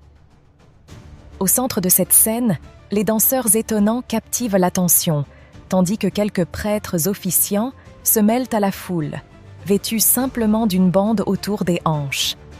Certains semblent manipuler le corps d'un prisonnier, tandis que d'autres portent des pare-soleils au bas de la scène. Une autre scène remarquable se déroule sur un petit panneau adjacent. Des femmes ou des jeunes filles en huipil blanc sont représentées, debout ou assises sur des trônes ornés, échangeant probablement des paroles significatives.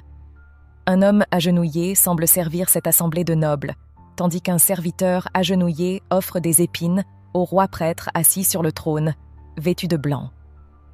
Sur la façade, face à l'entrée, 3 niveaux présentent une trentaine de personnes, dont des prêtres, avec de grandes capes blanches, des musiciens et des guérisseurs. Un geste étrange est observé chez beaucoup d'entre eux, consistant à placer une main sur le coude, le biceps ou l'épaule opposée, ce qui pourrait avoir une signification symbolique ou rituelle. Ces fresques dépeignent une scène de célébration post-guerre complexe et détaillée, offrant un aperçu fascinant de la vie et des rituels mayas de l'époque.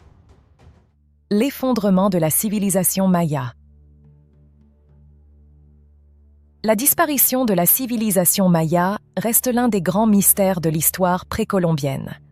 Les théories sur sa chute sont variées, allant de l'invasion par des peuples étrangers à des facteurs économiques et sociaux internes. Une hypothèse avancée est celle d'une révolution interne, lente et progressive, impliquant des changements dans les relations entre les élites religieuses et aristocratiques et la masse paysanne. Eric Thompson suggère que le pouvoir des élites religieuses et aristocratiques s'est éloigné des préoccupations quotidiennes du peuple, ce qui a entraîné un affaiblissement du lien social. Les paysans se sont peut-être révoltés contre leurs maîtres ou ont simplement retourné à leurs terres et modes de vie traditionnels, comme le font les Lacandons aujourd'hui. L'aristocratie sacerdotale, privée de son zèle populaire, aurait alors dû s'adapter à cette nouvelle réalité. Cette théorie soulève la question plus large de la fragilité des civilisations humaines et de leur propension à disparaître. Jacques Soustelle évoque ces périodes éphémères où, dans un océan de difficultés, la société humaine parvient à atteindre des sommets de splendeur et de délices, avant de retomber dans l'obscurité. Ainsi, la civilisation maya, comme tant d'autres avant et après elle, aurait connu un tel moment d'équilibre précaire, une brillante exception dans le cours de son histoire.